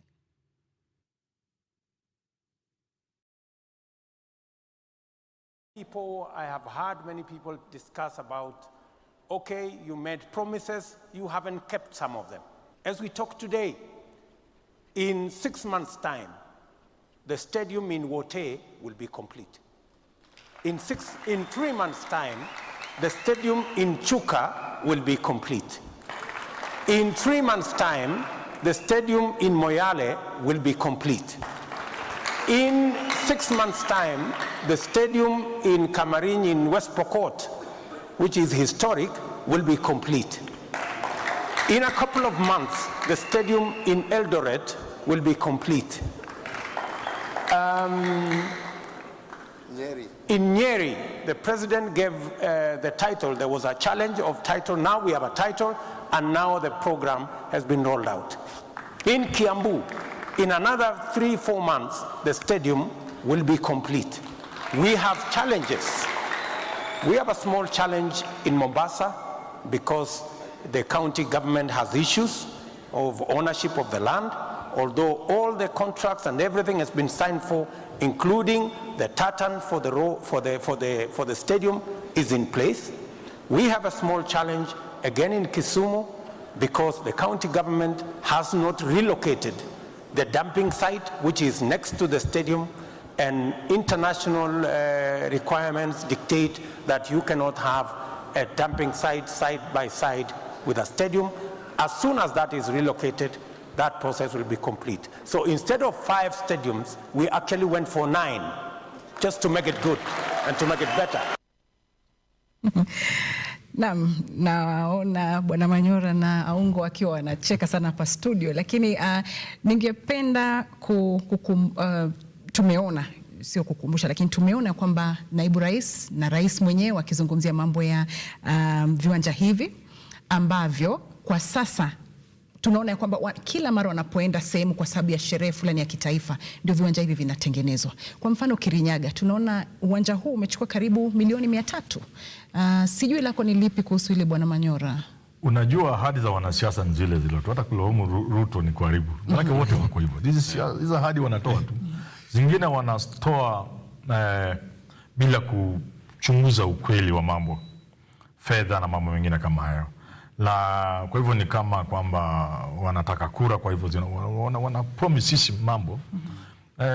Na pia wanauliza mambo ya gharama. Tunajua Kenya hii hakuna kitu ambacho kinawekwa gharama ya ukweli. Kitu ambacho kingegharimu milioni 50 kinawekwa bilioni 1, milioni 300. Kwa hivyo hiyo pia inachangia kwamba gharama inawekwa juu sana ya kila kitu. Ili kutekeleza inakuwa ni ngumu na mambo kama hayo. Lakini msidhani kama hii mapromise ya Ruto ati watu wanamuingilia. Wanasiasa ni hivyo tu. Nafikiri karibu ulimwengu mzima. Hata ile wall ya Trump haikujengwa. Ilijengwa yote. Aliguzia, tukaliguza kidogo. Aliguza kidogo. Lakini sasa katika hotuba hiyo ya Rais Uhuru Kenyatta nimemwona kwamba ameweza kugusia masuala mengi, ikiwa pia ile mradi ya barabara. Na akasema kwamba ile barabara ya Nairobi Expressway ndio kubwa zaidi hapa Afrika nzima. Na sasa tumeona taifa letu la Kenya likiendelea kukopa na likiendelea kupata ile mikopo kutoka yale mashirika ambayo yanatoa mikopo na hata katika serikali mbalimbali ambazo zimeweza kutupatia mikopo. Je, unaona kwamba hii mikopo kwanza ni mzuri kwa taifa kuendelea kukopa? Ni vizuri kwa taifa kuendelea kukopa? Na ikiwa pesa hizi zimewekwa katika miradi ambayo inaweza kuzalisha zile pesa za kuweza kurudisha yale madeni? Na labda pia nikiongezea kwako Lameka, ili Bwana Manyura aweze kutujibu kwa pamoja, ni kwamba kuna hiyo listing ambayo rais amesema chini ya milioni 5 imeweza kutupiliwa mbali. Kwa hiyo utupe kwa pamoja. Unaona Wakenya wanaumia. Uchumi ni mbaya. Na baadhi ya vitu ambavyo wanalaumu serikali kufanya ni kukopa zaidi. Hiyo ni kweli. Na wana sababu zao. Lakini kukopa ni kitu ambacho mataifa yote hufanya. Kwa hakika kama mataifa yakiwacha kukopa pesa, uchumi wa ulimwengu utaathirika vibaya sana. It's part of international business. Kuna jina pale limepotea. Hata mataifa mazito kama Marekani, ukiangalia deni la Marekani utatoroka. Kina Japani. Ila kuna viwango hivi vinajumuishwa na mapato ya nchi kama GDP na hivyo na kadhalika. Kwa hivyo Kenya ina haki ya kukopa. Shida inatokea wakati tunakopa alafu vitu viwili vinafanyika. Kitu ya kwanza, tunapora hizo pesa. Na zile zingine tunaweka katika miradi, kitu ambacho kingekuwa kinafanyika na bilioni 10 kinafanyika na bilioni 50. Lakini kukopa na kutumia vizuri hakuna shida. Na ulivyouliza swali ni kwamba kuna mambo mengi Uhuru amesema leo katika hotuba yake. Na ndio nikasema amepull rug from under William Ruto. Kwa sababu mambo ambayo amesema leo kwa ujumla ukiweka pamoja, yale yote Ruto ameahidi hata sio nusu ya ile Uhuru amesema leo. Unaona?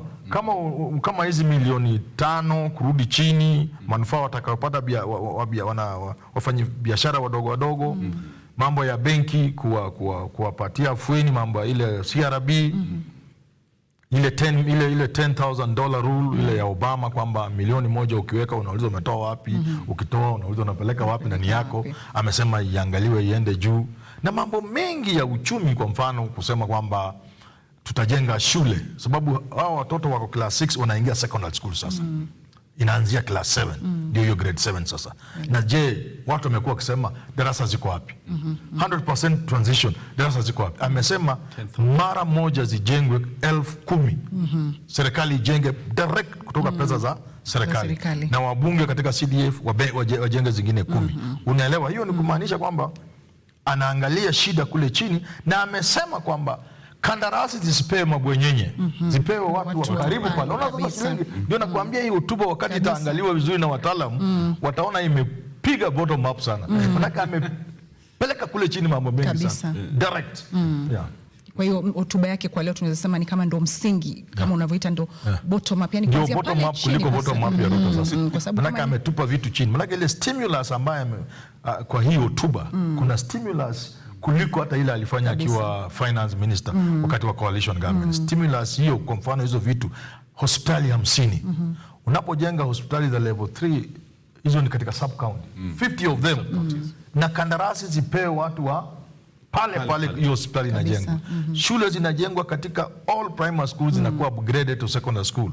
Kila moja hapo zipewe vijana kina mama pale katika kutengeneza matofali au mawe ya kujenga au mchanga wenyewe. Upishi Upishi pale. Kwa hivyo ametupa vitu pale chini vingi vizito ambavyo mimi naona ndio nikasema hii inabomoa ile bottom up. Kazi kwa vijana tayari kazi kwa vijana amerudisha, akaweka pale bilioni 10 kabisa.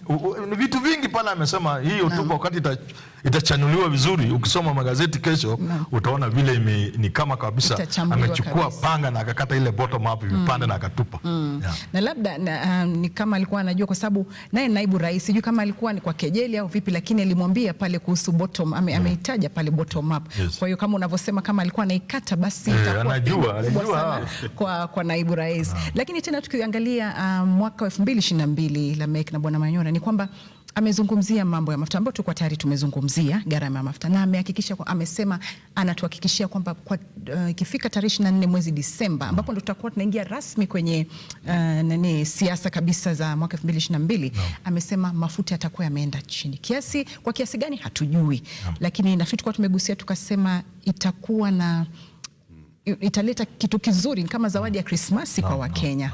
Nafikiri hivyo. Alafu pale pia ulikuwa umezungumzia kuhusu barabara. Kuna barabara rais amezungumzia hii ya Mau. Naam, hii inaitwa ya meandering hii. Ndio hiyo. Lakini kama sasa barabara hii ambayo tunayo tayari, kuna mambo mengi ambayo yanazunguka mradi huu wa hii barabara. Je, unaona ni jambo la busara yeye kuingilia tena mradi wa pili kabla tujamaliza huu wa kwanza? Mradi upi tena huo? Hii barabara express ama gani hiyo? Hii ambayo wanasema itakuwa sasa zaidi ya kuna watu wanasema kwamba mbona simalize hii ya kwanza tumalize, alafu hiyo ndio inaendelea sasa. Kuna sehemu hata imeisha. Kuna kama huku upande wa Kiambu katika Kiambu, Murang'a, hizo sehemu za Murang'a hiyo imeweza inatumika. Inafanywa katika awamu mbalimbali. Haijapewa kandarasi mmoja, imegawanywa vipande. Kwa hiyo kuna sehemu ambazo imeisha na zingine anaposema Kenol, hii barabara kutoka Kenol kwenda Sagana tayari magari zimepita pale mimi. Kwa hivyo iko katika hali ya kwamba nyingi zimeisha tayari. Kama hii express highway kutoka katika airport pale Mlolongo kuja hapa tayari tunaona karibu miezi miwili, Disemba ikifika tayari watu watakuwa na gari zitakuwa zimegeuzwa kuwa ndege. Ndio wazee tuende nyumbani sasa. Unapoangalia uongozi wake katika uwekezaji wa miradi kama hiyo, je, unaona kwamba ni uongozi ambao utazalisha hasa ama kuinua uchumi wa nchi yetu? Bila shaka infrastructure ndio msingi. Huwezi kuendelea bila infrastructure.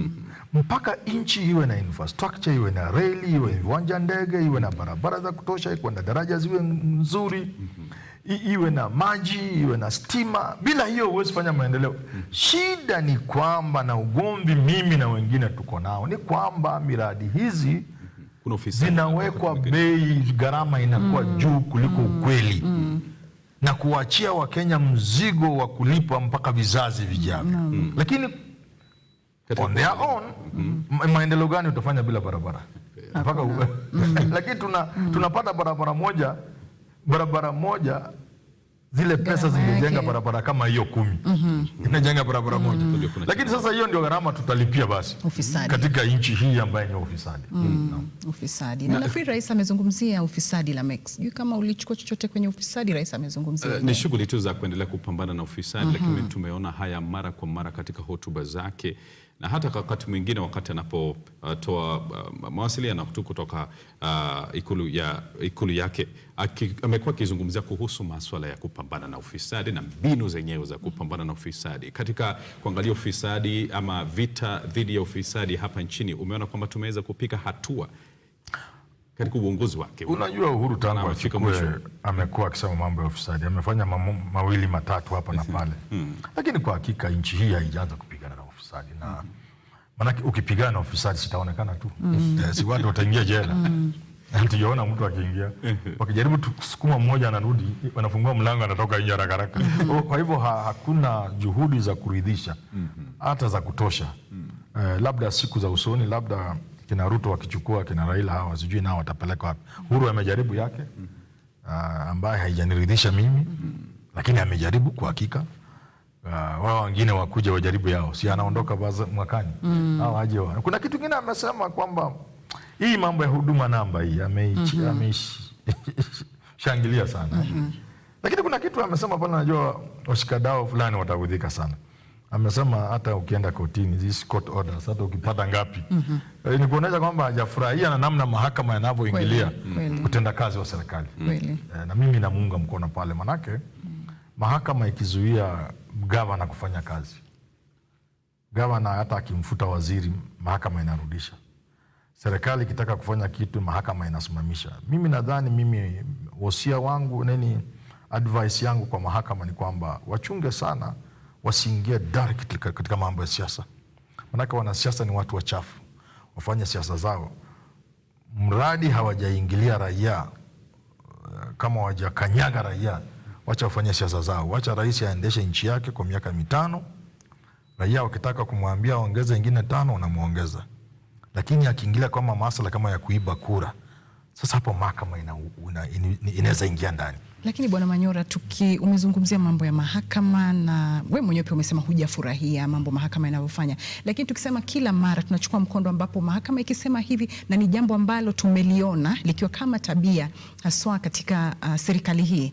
Mahakama inatoa uamuzi huu, serikali iheshimu. Mahakama inatoa, kwa hiyo itakuwa kama ndo ada au desturi ya kutokuheshimu koti. Ndio nasema mahakama itabidi imejua ni wakati gani wa kuingilia mambo ya serikali. Isiingilie kila kitu, manake itafika mahali serikali itawadharau na tumeona Rais Uhuru akiwadharau, anasema vunja bunge, anasema sasa advice kama hiyo vunja bunge. Wewe ukiwa jaji kabisa unaelewa nchi vile inaenda kweli. Lakini kama jambo hili la huduma namba kwa mfano. Na nafikiri ni Wakenya wengi walionekana kama hawakuwa na, baadhi ya Wakenya walikuwa hawana raha kuhusu mambo. Wengine walikuwa wanasema natumiwa message ya kwamba mimi niko kwenye chama cha NC, kwani wametumia data zangu kufanya mambo haya na yale. Kwa hiyo sijui. Unajua hili jambo la huduma namba pia sangine wa Kenya, na mimi sina shida na Wakenya, nina shida na wasomi, watu ambao wamesoma. Wanapoongea unashindwa hawa watu shule gani walienda? Vitu kama hizo huduma namba hata katika mataifa yaliyoendelea ipo. Na ndio sababu unaingia kwa hospitali unatibia bure, sababu unajulikana wewe ni Mwingereza, unaenda Marekani. Ziko social kuhamasisha watu labda. Kitu kilioko tunatafuta ubaya. Na mimi nadhani shida nchi hii inatokana na kwamba Moi nafikiri kidogo Kenyatta kabla yake walifanya mambo mabaya sana mpaka Wakenya wamezoea hii reactionary behavior. Kila saa unaona ubaya ndani ya kila kitu. Badala ya kuangalia waseme hii huduma namba jamani, hii ni kitu kizuri. Kwanza tukubali ni kitu kizuri. Lakini tuambie serikali tunajua mnaitumia hii kutengeneza pesa. Unajua hii kitu kama huduma namba watu wameitumia kutengeneza pesa. Tuambie tunajua. This is a simple thing inaweza fanya na University of Nairobi with only 10 million. Nyinyi mweka bilioni 10. Tunawajua nyinyi. Mwache hiyo ujinga. Pili, data zetu, mambo kuhusu mimi, nina hakika gani zilindwe? Mambo yangu hayatatolewa nje siri zangu. So badala ya Kenya engage positively, wanatumia ile mbinu ya kumwagilia maji kila kitu na kudharau na kukimbia mahakama, naye mahakama badala ya kutathmini vizuri. Lakini nimependa uamuzi wa juzi, maana umetoa nafasi na mwanga kwa serikali kutekeleza hiyo, lakini kwanza kuwe na mambo fulani watafanya. Wamewacha mwanya kidogo. Hawajasema sio vile watu wanasema ati imetupiliwa mbali, hapana. Tukupe nafasi wewe kama serikali.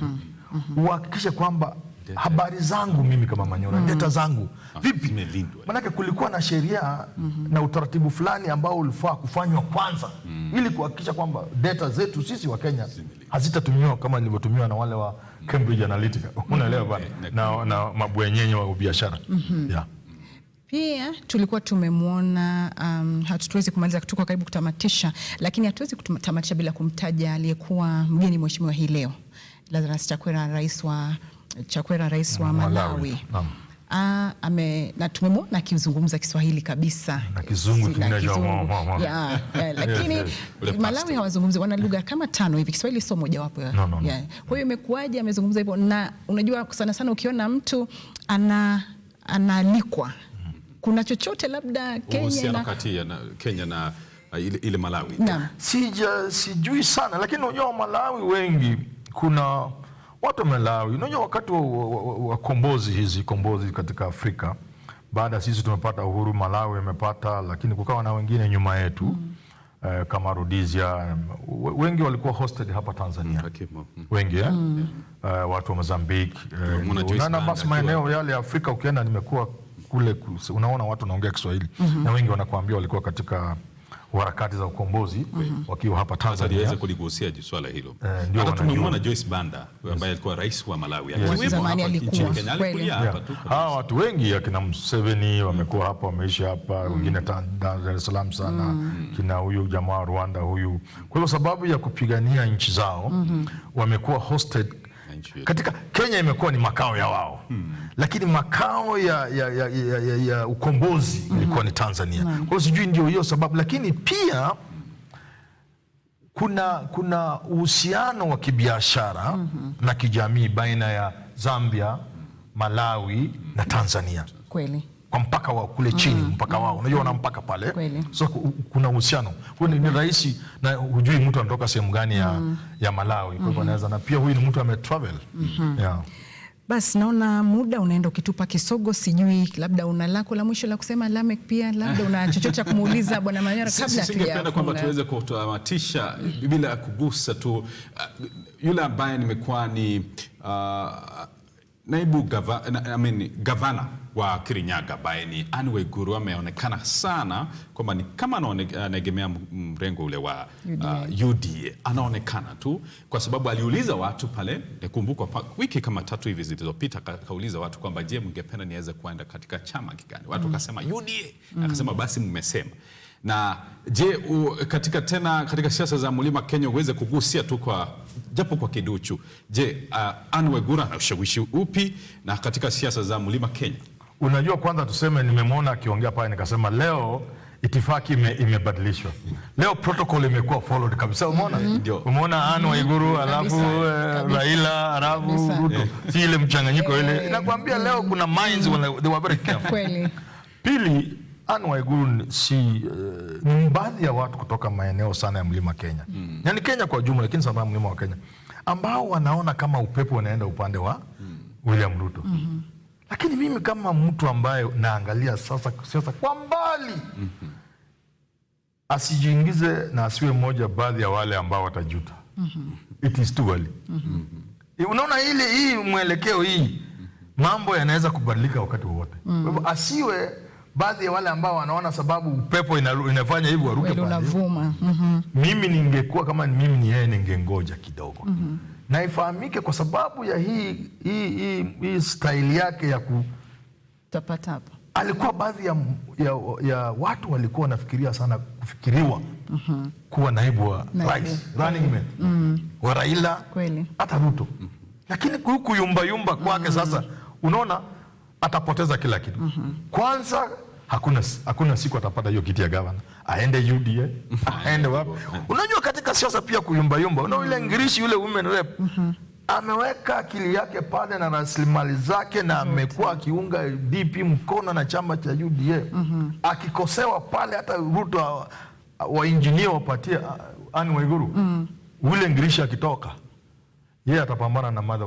Kwa hivyo hiyo kiti ni baina ya Martha Karua na yule ngirishi. Na ngirishi. Lakini kwa ujumla Mlima Kenya, kama umeona vile Raila ametembea, mambo yameanza kubadilika. Japo kwa mbali. Unajua hakuna mtu alikuwa anadhania kwamba Raila angetembea Mlima Kenya na apokelewe. Kwa hivyo pamoja na kwamba idadi za watu hazisemi ati sababu watu wamekushangilia watakupigia kura, lakini ni ishara. Na mimi nadhani hata mahali Ruto amekaa anaanza kuona kuna kitu kanaendelea. Lakini kama Wakenya tunaomba kwamba siasa zetu ziwe vizuri. Watu wa Mlima wa Kenya ni watu wa Kenya. Wakiamua kumpatia Ruto, nani anahitaji zaidi? Kama Raila, nani anahitaji? Wakitoa mmoja wao. Safi kabisa. Nasikia naona muda kabisa hatuna muda kabisa. Na kwanza kabisa, mtazamaji, shukran sana kwa muda wako. Shukran sana kwa Bwana Manyora kwa wakati wako. Umekuwa nasi hapa, umeshinda nasi karibu asubuhi nzima hadi wakati huu. Tunakupa shukrani sana. Asante sana mwenzangu Lameka Ungo. Mtazamaji, tunatumai ya kwamba umeweza kupata jambo moja au mbili kutokana na uchanganuzi huu kutoka kwa mweledi huyu wa mambo ya kisiasa Bwana Herman Manyora, lakini usende mbali kwa sababu bado siku hii tutazidi kufuatilia hotuba hiyo ya rais, na hapo mwendo saa 10 Trending News tutakuwa naye mwenzetu Brian Mwai, na hapo mwendo wa saa 1 katika Mikiki ya Siasa taarifa kuu, mimi na mwenzangu Lameka Aungo pia tutakuwa hapa kukuletea taarifa zaidi za kuaminika, usawa na ufasaha. Hadi hapo baadaye, salia na Mwenyezi Mungu.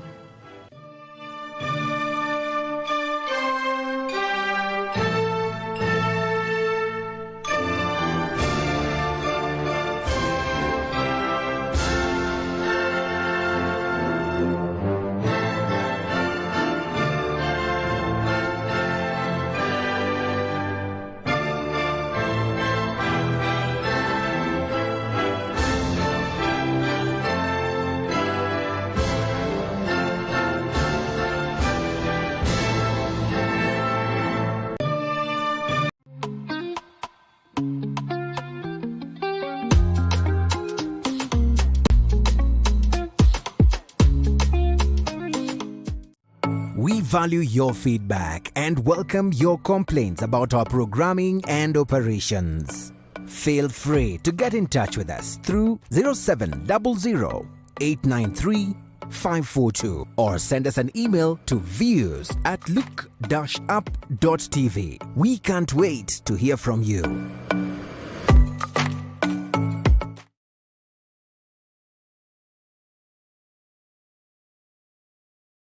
Want to grow your business?